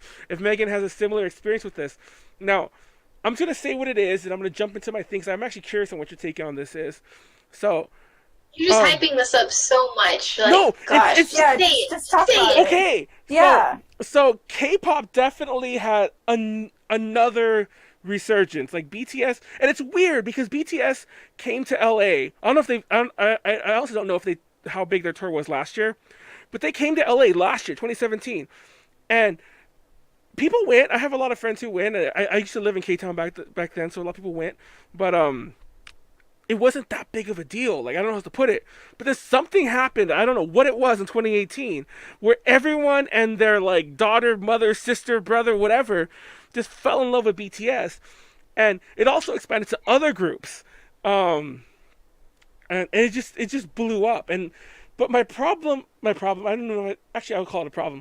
My thing is, this was my pet peeve for years, and it kind of died down until it came right back in 2018. From day one, when I talk about A to J Connections, I'm like, oh, A to J Connections, like, what do you do? It's like, oh, we're a Japanese pop culture website. Oh, you guys do K-pop? Like, I get that. No, I used to get that all the time. Or they would just start talking about like, oh, I love that kind of stuff. Like, I love Big Bang, and because this is like kind of before BTS was really that big. I don't know if they were even around that long ago. So that kind of died down for a couple years. But then in 2018, to go along with BTS, oh, I'm losing my voice. I can hear it in my own thing. Sorry. But in 2018, suddenly those things came up all over again. And I'm getting them all over, from the get-go all over again. And so, yeah. What are your thoughts on that, Megan? I'm curious. I've seen so many people that don't know who Big Bang, 2NE1, or Girls' Generation are. And so my old self just doesn't want anything to do with them, pretty much. And I'm sure BTS is fine, their own way. But, I don't know, it's almost like this crazy following where it's less even about knowledge about BTS and stuff and more just, how do I even describe it? It almost seems inappropriate. Speak your mind. I said this before. My honest opinion, it feels mildly racist the way everyone kind of just like throws it all into a big pot. Yeah. Knowing about them and like understanding what was important to them or how their music was, well, that sort of stuff was important as a fan, and now it just seems like, oh, this BTS guy is really hot, and I'm going to pair him with another BTS guy, I'm going to write yucky fan fiction about him. Exactly. And then it's funny because those same fans are the type of fans that will like doubt on JPop and everything, saying that we have a toxic industry and yes, exactly. Like male pedophiles and everything. But it's like, girl, I totally agree. It's just this whole thing of like, I'm gonna love something so strongly, I don't need to know about it. You know what I'm saying? Yeah. It's just like my obsession trumps everything. It's like, well, that's not the case. You know? Also, like, personally, like, the stan culture and everything, I hate it so much. Because, okay, it's fine to be a fan of something, but, like, don't stalk someone. Yes, please like, don't. Dude, I don't think people realize the real definition of the stan. Like, it truly means to stalk someone. And in like a really negative, toxic kind of way, And they think that's like like a mark of pride. I know. And that's... It's not. And like, I hate it. And that's coming from someone boundary issues. Like, but it's not okay. Yeah. I've mentioned this in the past before that like I honestly think, and that's another thing because like, also a big reason why this is big in the thing. It's a whole other topic. We'll come back to this in a second, but I feel like this is also huge because there were things like it's funny because I call them iZone and Konaru calls them iZone. I heard her call them iZone earlier. I called them iZone on the Anime Weekly podcast and had to explain that I know they're called iZone. I call them iZone because I don't really care. I think it's a stupid name. iZone. It's a stupid name. It's a stupid name. It looks like iZone. It looks like iZone. If you wanted to be called iZone, there's better ways to have spelled that. But anyway, so just in case anyone, because I'm thinking about cutting this, just in case anyone wants to pick on me about that. But so and that became really big because it literally tied together the thing, JPop and K-pop. But in my opinion, I have met many fans who are fans of both. And I have met many fans who are fans of just K-pop. But the fans who are just fans of J-pop are super, extremely, and I think weirdly rare. Like, I'm right yeah, here. I was about to say, like, I've mentioned this in the past, like, for the longest time, I used to think the only ones that really existed were, like, me, Konaru, and Max. And it was a running joke with an A to J. And then, I don't even know when it happened with Max. Then suddenly the other day, I'm like, oh shit, she's sharing all this K-pop stuff. I'm like, what happened? Like, we lost another. And I meant to message Konaru, but I was too busy at the time. I'm like, we lost another one. And this happens with everyone. Oh. For the record, I'm not saying anything's wrong if you like both. I'm more going about, like, You can like what you like, yeah. but like obviously, don't shove it in my face. Obviously, I'm talking more about the toxic people. I'm not saying Max or anyone else that we know is toxic, for the record. But it's super, super rare. And I just find that so unusual. I don't know. And also, people talk about iZone and about, like, oh, it's bringing them both together. I don't know anyone. No, it's not. Thank you. I don't know anyone who is a fan of just AKB48 or just J-pop or just idols, whatever, who care about iZone. It's only the K-pop. It's mostly just the K-pop fans, to be honest. I agree. There was iZone fans upset that Sakura and Nako were going to the HKT concert. The yeah, final, they were upset. yeah. There were. Like, that's so horrible. Like, how could you? Oh Yeah. my god. I don't know. This is like such a heated topic of mine. I just can't get over it. But and like I said, in my opinion, also, it's like I had to fend off the whole thing. Oh, I love K-pop. Baby Metal's my favorite group. And I don't even know where to begin to... Yeah, exactly. I don't even know where to begin to correct them on that. But that was... At that point, you just kind of, like, cover your face in shock and horror. I used to think that those things were gone. Yeah, like, all of 2017 and most of 2018, I'm like, oh, thank God. That's finally, like... It's kind of being like, Yeah, like in 2017, I thought, okay, we're finally progressing. Yeah. We're getting, like, things are looking out, and then 2018 came and just, like, ruined everything. Oh my god. And, there's other, I don't know, oh my god, and then, like, I don't want to call them out, but I have some really close friends of mine who are very, like, who are those very, like, creepy fans. I don't know how else to put that. I'm just be real. Who are like, oh my god, look at... And it's one thing if you're looking at their... Like, I'm not trying to say, like, oh, you can't look at them in a overtly sexual way, but it's a weird sexual way. It's like, oh my god, look at the way his, like, the left side of his body moves when he does this dance move, and they'll freeze frame this little thing, and they'll put it on Instagram and things like that, and like, oh my god, like, I'd let him, it's like, oh my god, like, these are like fetishes upon fetishes upon, like... Talking about it, it's strange because from an outsider's perspective, you're like, what am I looking at? Yeah. What is this supposed to be? How is this significant? And they're like, oh, this arm above the head move is really hot. And like, and some of and it's funny because they're all like, and for the record, I said this before too, it doesn't matter what fandom you're a part of.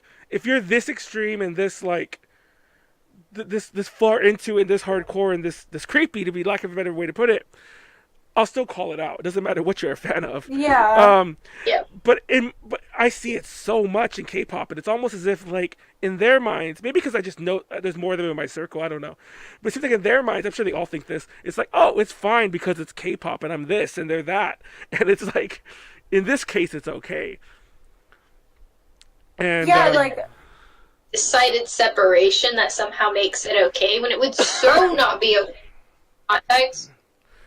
Because, like, let's say if someone did the same thing, like, okay, one girl does the same exact thing with, like, some creepy thing with the K-pop guy. Oh, it's okay. Some other, let's say, same thing happens, but it's a dude with, like, a J-pop. Oh, disgusting. Disgusting. Yep. Why?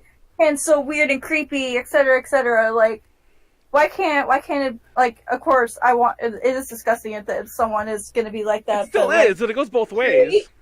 Yeah, it should be even, you know? Otherwise, it's just, like, hypocritical. And if, like, you really can't tell the difference, that makes you less of a bad person and maybe just someone that needs, you know, a few rules on how society works. But, yeah, so, yeah, like... the people that can't tell the difference between the way that they super obsess over and creep on, like, Korean idols versus, like, J-pop idols, they'll see someone... they'll take one little story that's, like, not at all, you know, cognizant of, like, the whole idol experience and be like, oh, this is all that, you know, J-pop is, this is all that idols are, and blah, blah, blah, it's a terrible industry.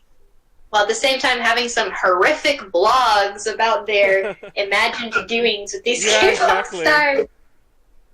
It's like, that's strange, though, isn't it? And then they'll just, like, block you, and so no discussion happens. Yeah, so I was reading a story today about this one group that went to Hong Kong for, like, some Asian award show, and, you know, they were trying to go back to Korea on a Korean air flight, and, there was these fans that bought tickets to go on this flight, but then once, like, you know, before they were about to depart and everything on the flight, they demanded to, like, get off and have a refund. Because they paid to see them, yeah. Yeah. That's all they wanted to do was just take pictures of them, and, like, they were being so disruptive, and it got to a point where the whole flight had to disembark and re-enter basically redo the whole flight process and everything to get people on board. Yep. That's awful. And, like, this is the exact reason why it's K-pop has gone too far, like, this year. And the whole fandom just needs a reality check. It's so weird. Fortunately, I don't see it. I mean, it is what it is. It's a fad. It'll die down eventually. And it's funny. I hope it does. No, it's funny because I say the same thing, and, like, the people, like, that good friend of mine who's a huge fan. She's really young, younger than Konaru, so she's pretty young. And I'm like, y'all don't remember, like, the Big Bang things before this, the 21 things before this, you know, Super Junior before them. It's like these things come in waves. It's like, and mind you, it'll always be here in SoCal because it's a very, you know, it's always here in SoCal. But it comes in waves, and, like, this will die down, but it's not going to die down yet. We have to just weather it all over again. I don't even know. I don't even know about K-pop. No, but he's a good example. It's like any artist that makes themselves appear available, even just as a sort of, like, imaginary, like, fantasy fulfilling thing, they just run such a risk of people taking it way, way, way too far. And, like, I look like the biggest hypocrite with my talking chakras and posters and stuff. But the difference between you and them is that you have your head on your shoulders. That is true. It's not like if I saw him in a restaurant, I would go and sit down with him and be like, I love you. You know, I would sit... Probably what I would do is I would message... like, I would tweet at him. And you want to push my abs? And if nothing happens, I wouldn't interrupt him because that's rude. And the worst possible thing would be if I made a bad impression or if I upset someone to me. But there's just not always that connection that, like, the way that you say things or do things or go about someone's business can be detrimental to the person that you claim that you love. And I think that gets lost a lot on some of this generation. Exactly, old person. No, it's funny because Ant in the chat mentioned something that I feel that does separate you pretty well. And he's going on about, like, I ask people all the time, why are they talking about, like, body parts? They're talking about, you know, their favorite members' body parts. I was like, can you guys talk about the music, the dancing, etc.? That's so true. I don't want to keep ragging on this nameless friend, but I never hear her talk about the music, like, ever. Like, okay, I shouldn't say that. Literally, for every one time she talk about the music, she'll talk about, the weird body parts, the random clip videos. Oh, he said this, and it's so funny. That'll happen at least, like, 15, 20 times to each one time. Oh, I like this song. It's never that. It's, the difference, obviously, being Megan went on and on about music earlier, so there's the difference. Megan. I said Megan again, sorry. Megan. Anyway, so yeah. What? He's making fun of the... I'm sorry, I thought he was talking about one of us. Precious small bean inner earlobes. Ooh. It's like, that's so true. Some of the stuff they say. I'm not, like, none of us are exaggerating. If you Google this stuff, I don't know about Google, but if you, I'll leave a link to that airplane story. It's insane. I don't know. I hope it dies down. I just want K-pop to... K-pop. You can like K-pop. I like K-pop. I mean, I'm too old for K-pop. Like, my favorites are Miss A, Big Bang, 2NE1, Girls' Generation, so, like, they've not been around for a while, but oh my gosh, there's just such a different with not even people liking it. It's just to the degree that people feel comfortable posting publicly about how strong their compulsions are and how intense their obsession is. And I think that is the problem. Like, if you have your own thoughts and ideas and they just stay in your head and you're like, well, that's weird. Maybe I don't express this to the public like it's normal. Yeah, that's one thing. Like, you can't necessarily thoughts going. So I want to say, like, the TLDR of this whole situation is just be socially aware of yourself. Yeah, that's a big part of it. Just be socially aware. Just know that, you affect other people. Just be nice. Yeah. Yeah. For example, punched right in the bandwidth. She got punched right in the bandwidth. Oh my god. Oh no. It's funny because I don't know she's laughing. I can see it now. Okay, she knows that we're laughing at. We're laughing with you, Megan, not at you. It's fine. No, she's anyway. You're right in the bandwidth. I'm gonna use it all the damn time now. By the way, that's like my quote of the fucking podcast. I swear to God. She'll be back. Don't worry. So, I think that kind of wraps it up. If Sylvia had a point, we'll come back to it when she comes back, hopefully. But so I was gonna say that we have a whole podcast about K-pop and J-pop that I'll put a link below that we did a couple months ago, and then this is a topic that I feel like we're gonna have to cover several more times over before 2019 is out. Oh, you look like you're moving better. Can we hear you? Ooh, there we go. I think I'm back. Yeah, Can you hear me? like, yeah, it was like you're actually moving at a steady frame rate for a change. I was like, oh, she's coming back. She's back. Ray. She's forgotten how to TCP/IP. Oh my god. It's Megan. Is Megan Clay Motion? Oh my god. Anyway. That's very sad. But okay, so my last little aside is, like, for example, something that I've told a number of people that, like, either have met Gakt or, like, would work with Gakt or whatever. I would literally sweep an entire warehouse. I would just sweep it with a little broom, and that would be it. That would be my contribution to a place that he's going to be in or perform at or whatever, and I would be super content with that. It's still strange and out there. It's a lot, but just the thought of being helpful is, like, such a rewarding thing. And I feel like the idea of supporting people has gone to the wayside, because I don't hear these people that are super, standing these K-pop guys being like, I've got to let people know when the next concert is, or they're going to be in this show, I'm going to promote it. It's more about just, like, seeking their own validation through loving another person, which I think is a little sad. That's why those two documentaries of the same guy. That's kind of why I, appreciate the J-pop fandom a lot, because I feel like we focus more on supporting the person. I think so too. Rather than showing how big our affection is for this one person.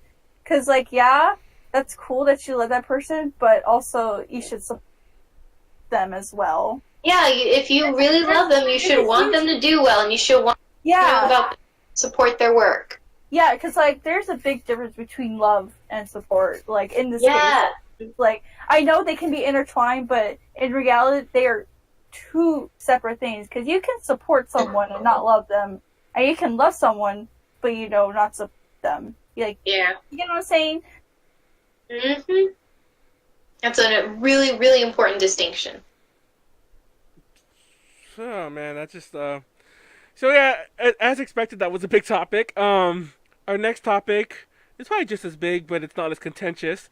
We'll talk about our best and worst J-pop moments of 2018. I guess I'll start because I don't think I've started at all this entire podcast. I mean, I never really start, but anyway, I'll just start for the sake of starting. It's funny I say that because I actually don't have one. I'm gonna just wing it. Worst, I think actually.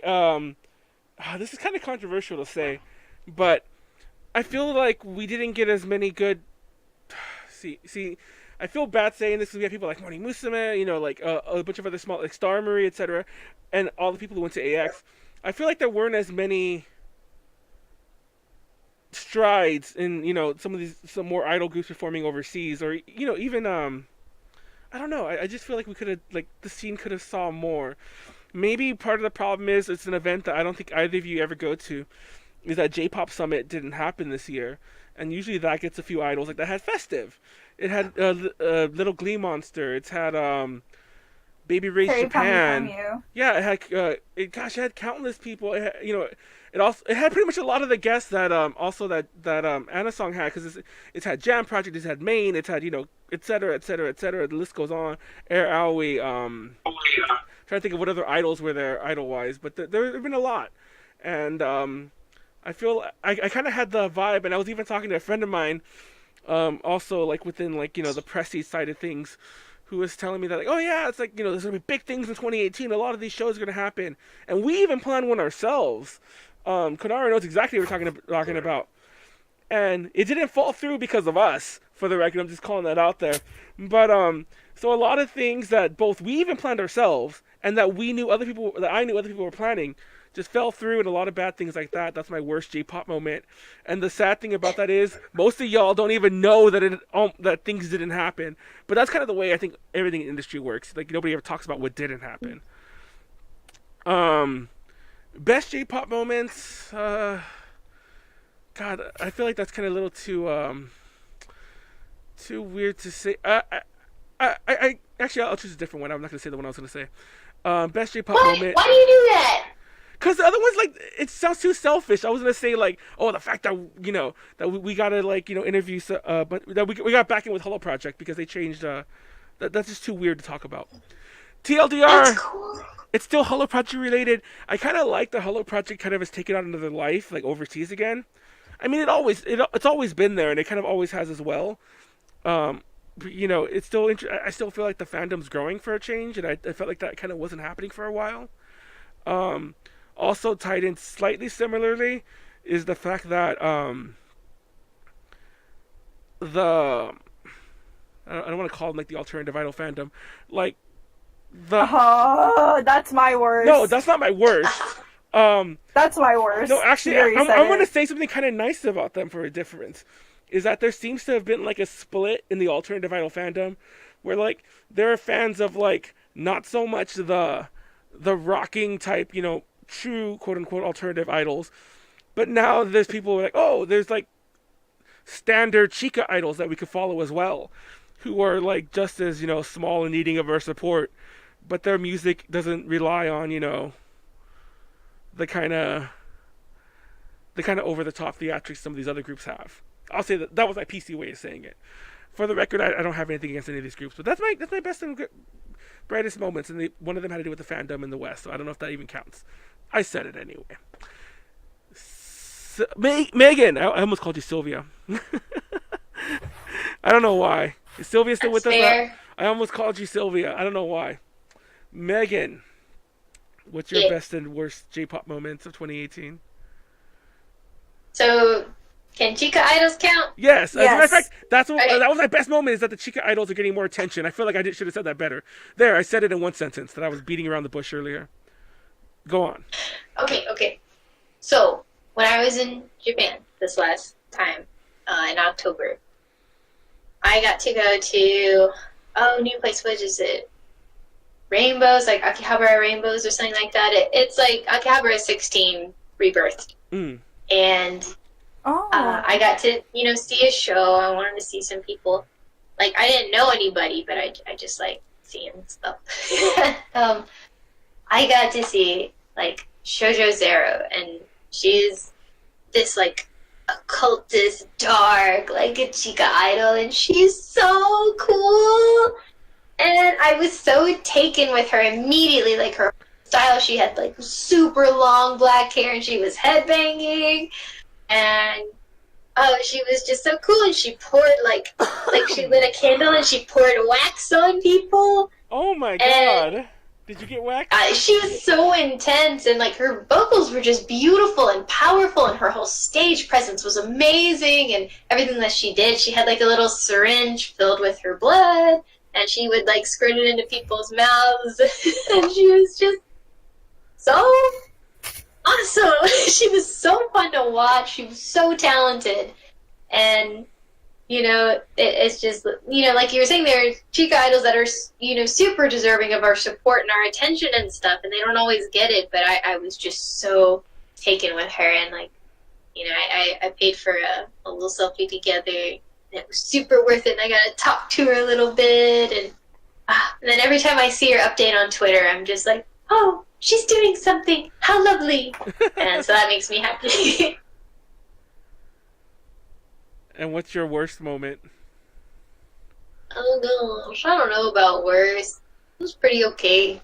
And the team Shachihoko thing made me upset. Oh, yeah. I already touched on that.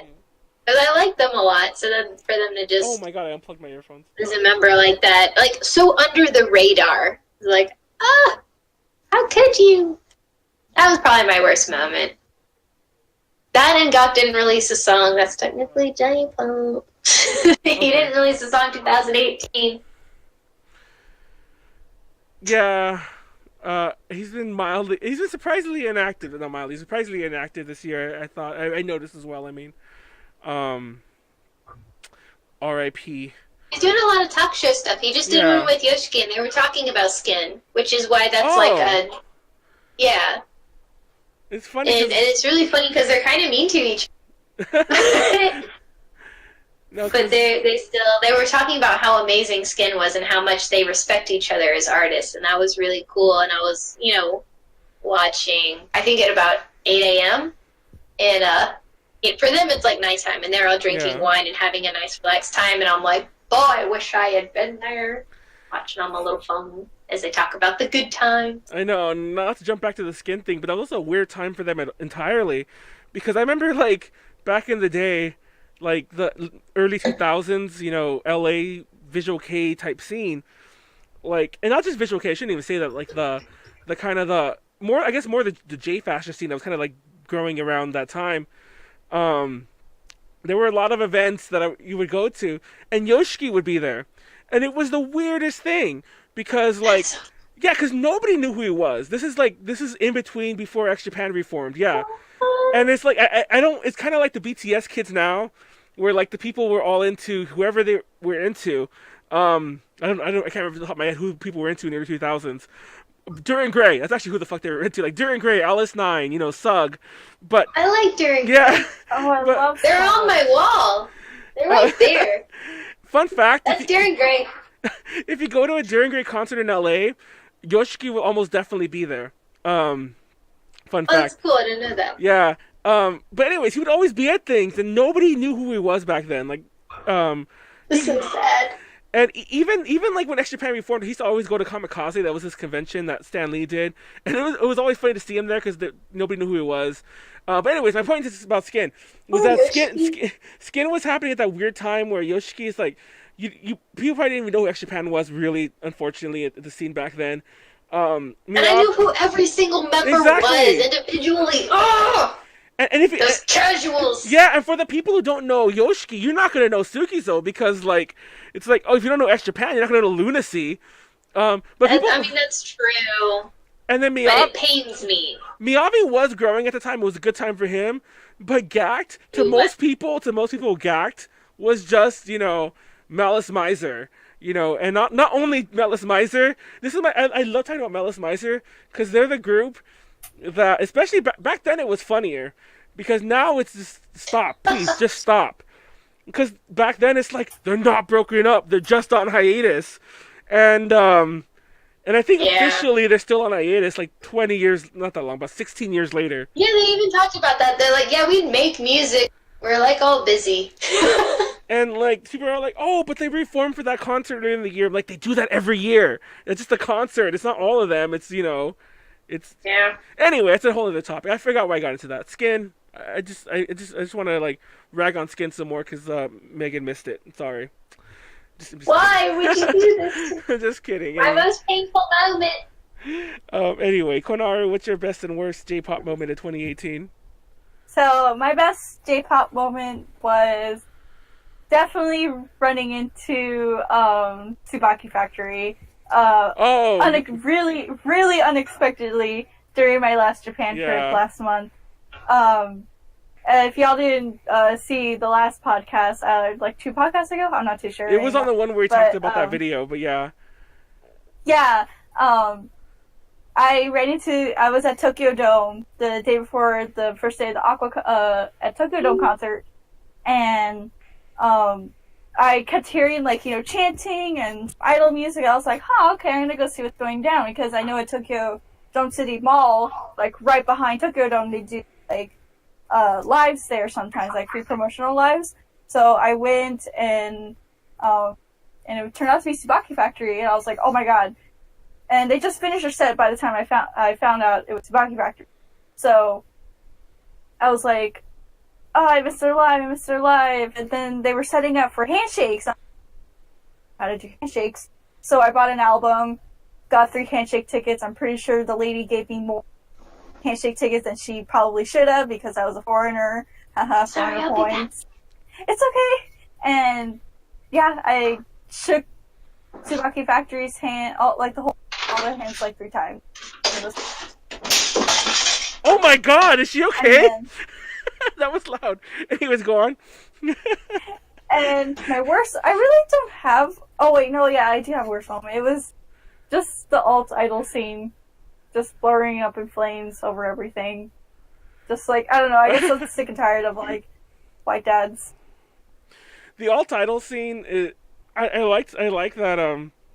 I don't want to call out names. It's very public if you want to dig into it, but we kind of had a falling out with certain members of the alt idol scene, and I like how one of the members we had a falling out with, and he's still cool. I actually even I try to speak good of him the last time I talked about him, so I'm not going to speak ill at all. He's still cool. We just have different opinions sometimes, but I like that.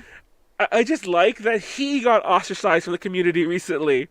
The greater community. And then we have Homicidals, Maniac, who I think is the pinnacle, not the pinnacle, but at the forefront of informing people about alt idols. Yeah, exactly. And somehow he's hated, and I'm just so confused. There's all this you know that meme where it's all when people call each other weebs on the internet, and it's the 2 Spider-Mans? It's that's when an alt idol fan fights with an alt idol fan on the internet. It's just what is wrong with you guys? You guys are already a really small niche. Don't fight amongst yourselves.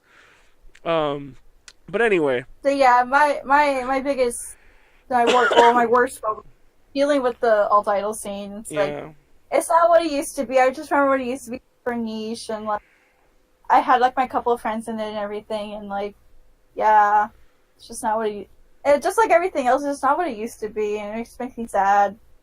So that's probably the worst. I like how what is happening, Megan? Does anyone know who drew that for her? That's a really cool drawing of. I assume that's Demon Megan. But anyhow, Ed in the chat mentions how he thinks Lunacy is a really cool name. Fun fact: this sounds very obvious and stupid. It's not last week, but it wasn't until maybe 2 years ago, maybe 3, 4, really relatively recently. Mind you, I've known about lunacy since like I was really, really young. So anyway, it wasn't until very recently that I realized that lunacy can also be a pun for lunacy. By the way, the group is spelled like lunacy, like moon and sea, lunacy. But they have events called like Lunacy, Lunatic Fest. I didn't understand that. I'm like, why is it called Lunatic Fest? And I'm like, oh, haha. When you say their name out loud, it sounds like lunacy, like craziness. Believe it or not, it took me like over a decade to like have that become noticeable. One of our members horror drew it. Horror drew it. Oh, She should draw me art. I know. I was about to say Horror like let's have horror draw us all. But yeah, it's a really cool picture. I like it. There was this it was like this gosh, I can't remember the name of it anymore. There was this dating sim that was made gosh, I remember I used to see it all the time because like they would come to AX and they would update us every year about it. And the art reminds me of it so much. Apparently not enough to remember the name. I think Megan took me back. I think I stalled long enough. So no, but it was funny because when she left, it was really loud. I like to imagine that. See, it's kind of getting loud again. It almost sounds like someone's like breaking into a window. Okay, I've been watching, like, what's his name, Mr. Nightmare, the guy who like reads like the creepypastas or whatever, like the stories off Reddit. And I don't know why I've been putting those videos on like constantly. So whenever I hear sounds or whenever I hear like things, I like to imagine like, oh, it's one of those stories happening. Someone's gonna break in and I'm gonna like end up murdered on this guy's gonna read my story. And that's what Megan's thing sounded like. It sounded like you were like you were diving out a window to escape an assailant or something. No, I just heard my dog. Oh, is there a dog making there some now? troublesome sounds. Yeah. Oh, look, he's a little cotton ball. Oh, the And dog. he likes to tell me when it's time for bed. The dog. So that was him. The dog's winning the internet. Don't worry, we only have 2 more listy things to go through, then we're done. Alright, sir. So the last, actually not the last thing, the almost last thing is our favorite songs, MV, whatever artists. I want to go first. Go ahead. Tapioca Milk Tea by Oh, God. Wasuda. The song of the year goes to Tapioca Milk Tea by Wasuda because it is such a bop. It was my song of the summer. It was the song of the summer for me. And it's the song of the year for me. I love it. The outfits, I love it. The colors of everything, I love it. The music video, I love it. I don't know, it's just like the pinnacle of Wasuda. Like, if I were to show one video that represented Wasuda, it would be the Tapioca Milk Tea. It wouldn't be their collaboration with those Spanish YouTubers. I don't remember the name of that song. That was actually my second. That's Oh my my second god! favorite. Wasuda is on top here. No, because they're like controlling my... when that, I can't remember the name of it. I remember it was a Dexter and Now or something like that. When that song came out, like, because it was around that time when I was getting really like into YouTube. Like, I had no life, I guess. So I was just watching YouTube videos, but like of the YouTubers, so I was watching like the Pauls, Logan Paul or whatever. Ew. No, not Logan Paul. Jake Paul. Ew.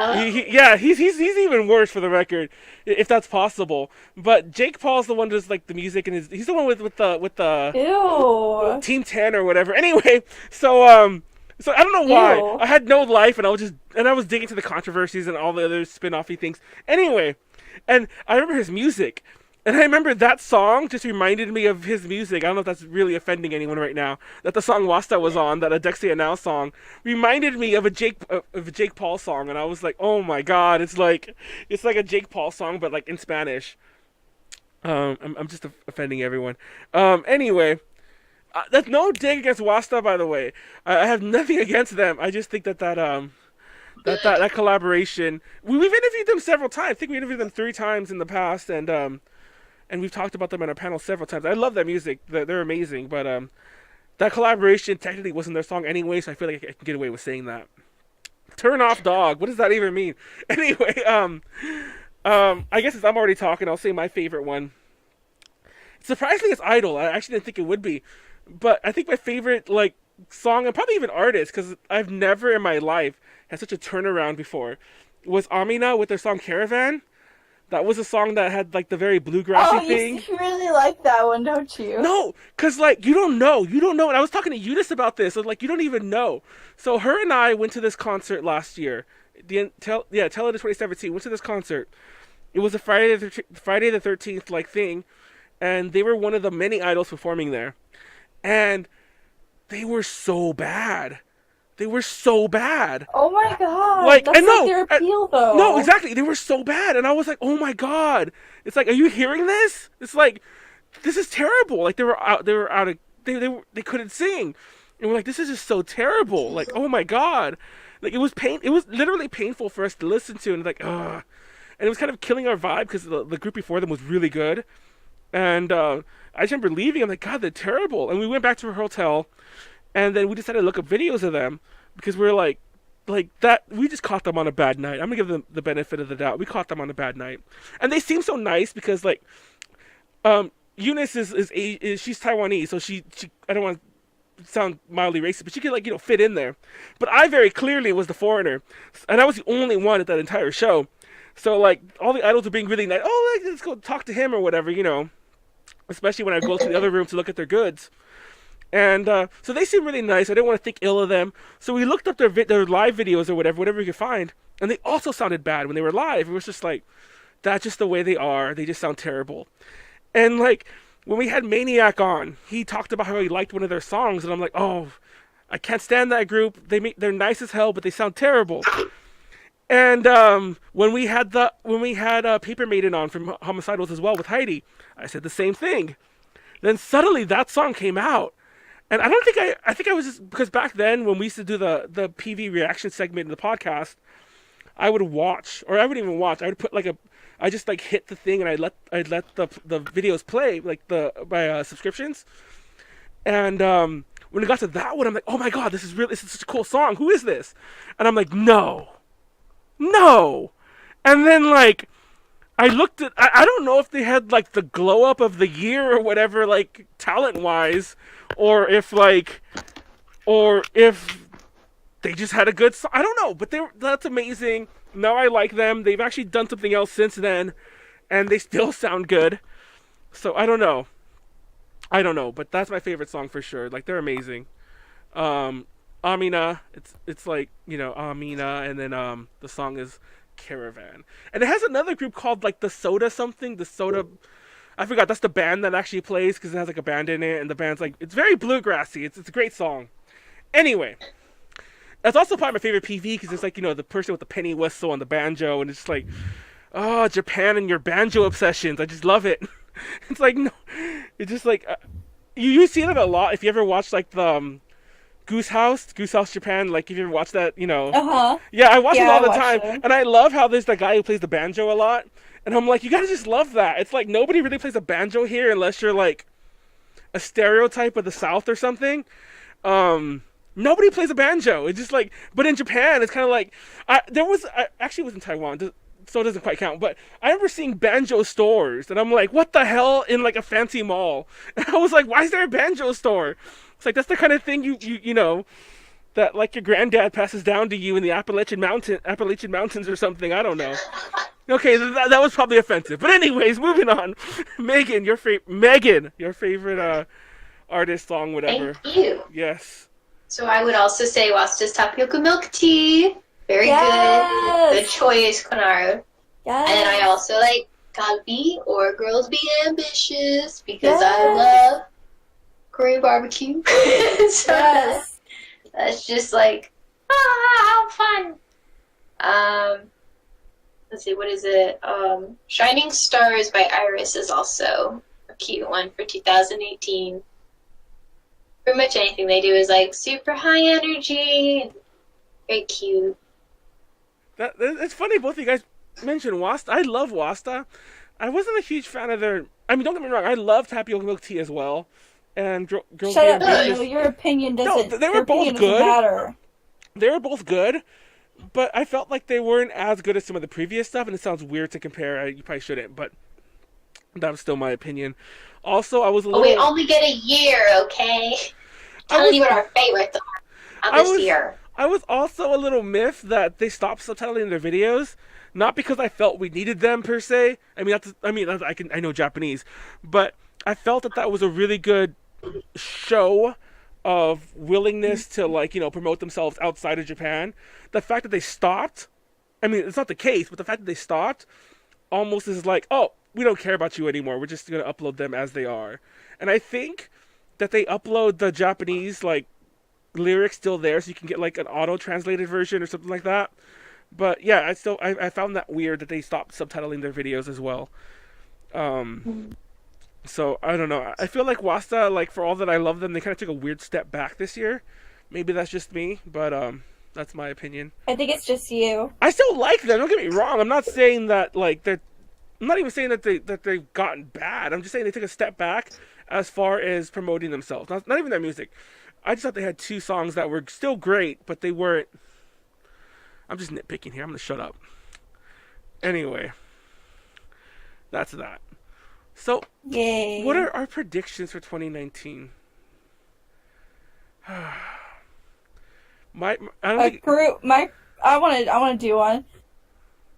Something major will happen to AKB, not just Sashi's graduation, but I think a group will shut down. You think?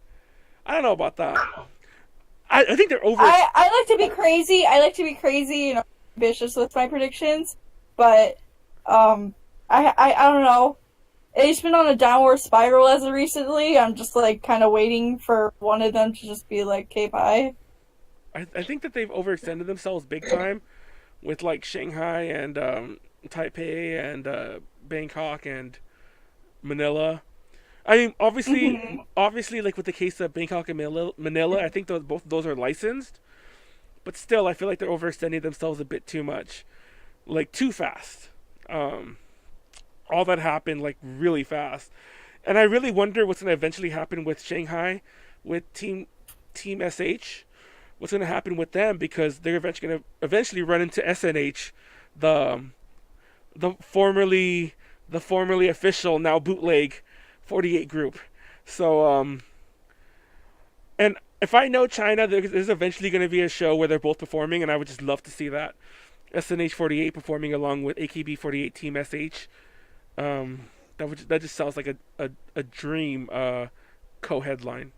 But as far as my main prediction, I already mentioned the K-pop thing.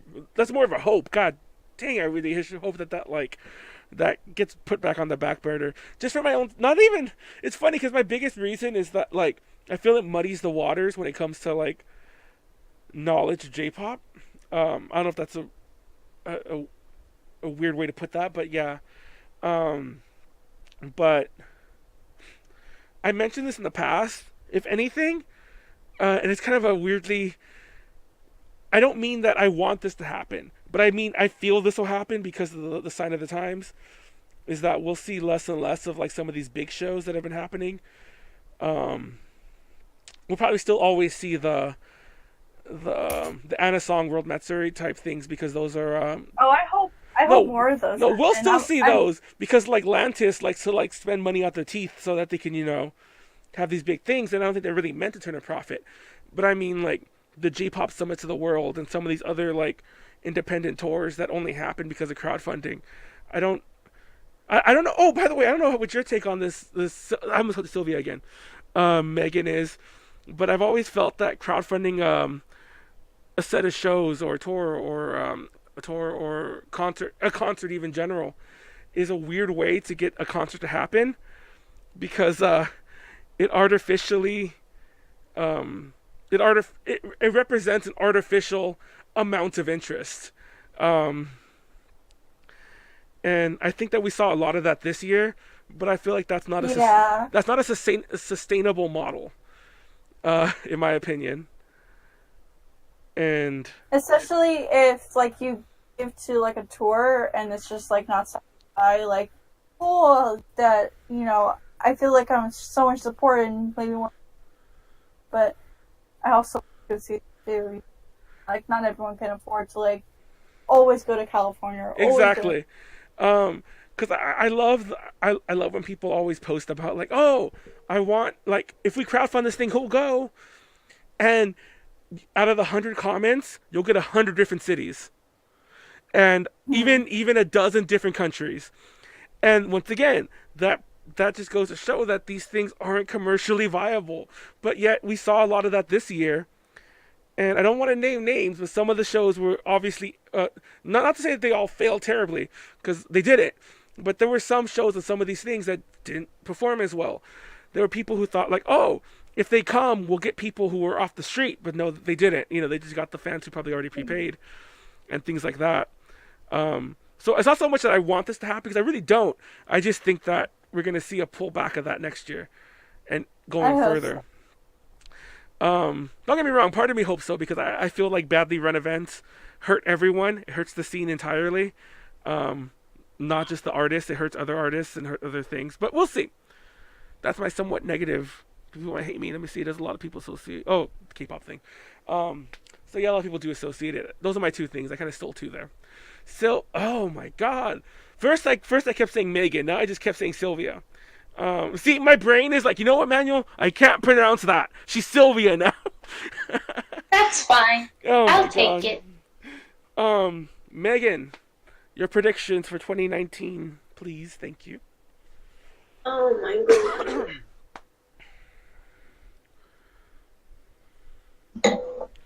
Are you getting your wine? I don't have anything grand. I just feel like with Team Sachi, we'll probably gain a little bit more insight as to what with the whole name change, like revamp of the lineup and stuff. I feel like there's more to it than just one member wanted to pursue her acting career. But that's all I got. Okay. So I guess that actually kind of wraps up our show there. We actually finished we're over time, of course, but I'm not gonna lie. Like always. When I wrote these things, I thought we would never have enough time. We needed more. I even said like we'll wing the rest, and we barely had time for the stuff that I wrote. But anyway, I'll shout out some upcoming things. I already said we're doing ALA. I'll go these kind of fast. We got ALA panels coming up. I think you got what con do you have, Konaru? You have a IkiCon. I have IkiCon. Yeah, that's going to be on the last weekend of December, New Year's weekend. So if you want to come out and party, we actually have two idol festivals, 2 separate days. So we have day 1 on Saturday, and day 2 on Sunday. So lots of exciting stuff. Some Texas Idol. Come meet me, come talk to me. I love talking to people. Especially if they mentioned that they watch the podcast, because I never had anyone come do that. So please come fulfill a dream of mine. Yes. Come tell me you watch the podcast. Even though no one from Texas watched the podcast. I know. It's okay. I mean, even our people from... Fun fact, we mentioned this before, a lot of A to J's in Texas these days, so it's kind of weird. But even our people in Texas don't watch the podcast. Rip. Rip for that solidarity. I know. But it's okay. But super looking forward to coming to ALA too. I'm going to be doing, hopefully, all the panels with y'all. Yeah. Unless I don't get space, whatever. Or I'm off doing stupid stuff with my other California fam. But, yeah, come find me at ALA. I take pictures. If you want a picture of your cosplay, I'll grab a quick snap. So, yeah, something good for the weekend. And also a reminder, we're going to be live on Friday. That's our next podcast, Friday, 7 p.m. Pacific Standard. Here with Heidi. Besides end of the year stuff, I want to talk to her about that video. Did you see that video, Megan, by the way? Megan, did you see that video? The Idol Mongers, I forgot what it's called, Idol Industry or whatever. I didn't. Oh, you should watch that video. Just watch our video. Give us views. Okay. We're gonna dig that. I'll go look it up later. Yeah, we're gonna dig that video up, and we're gonna have Heidi talk about it because she does idol things in Japan. So we'll get her take on it. Huh? So anyhow, that's our thing. If you want to see it, I always joke about. I mean, it's true, but it's weird because she's a friend of ours. But I always joke about that. I'm like, oh, we have an idol guest from Japan on our podcast next week. So if you want to see an idol from Japan next week, then come on. I mean next week. I keep saying next week. Friday. few days from now. Yes, like gosh, I need to start like getting on that. After that, we won't be live until the second Tuesday because the first Tuesday is the first. We won't be live until the second Tuesday of January. I think our podcast then will be on toys, and I've collected a lot of cool like Tamagotchis and other nonsense that to have like show and tell and like Pokemon cards and Yu-Gi-Oh cards. I'm gonna show my whole entire berry collection of all my love. And I dug up so much of my mini Moni crap, so it's gonna be awesome. Oh my god! Unfortunately, some of my mini Moni dolls melted. So yeah, because they were made out of weird plastic on their costumes. So like they were plushies, but some of their costumes melted, and they were too disgusting to hold. So I threw a couple away already until I realized I should have kept them. But R.I.P. Some of them didn't, but I had like really big ones, like they were like this big, and then tiny ones. Anyway, shout out to our patrons Ed and Kenneth. If you want to support us on Patreon, patreon.com/8ajconnections. Any little bit helps. If not, then like, comment, subscribe anyway. I think that's our show. If you're on YouTube, like, comment, subscribe, and share around, and do all the other YouTubey things. Also, this is a weird announcement to make on this version of the podcast, but this podcast will mark the first time we're doing audio-only versions of the podcast. So if for some reason you only want an audio version, go to... I'll have a link below. But we have a SoundCloud, and they will be there. So yeah, that's that. Anyhow... Thank you, Megan, for joining us tonight. And thanks, everyone. Yay, thank you for having me. And listening to my really long stories about my abs. Thanks. we all got to punch you in the abs later on. And thanks to everyone in the chat. Please do. Can we have a continuation one day where you record it? Because that would be awesome. Yes. Yay! Okay. And Konaru, you have to too, because we've met so many times, but I don't think you've ever punched me in the abs. I'll punch you. Thank you. Yay. We'll see y'all later. Good night.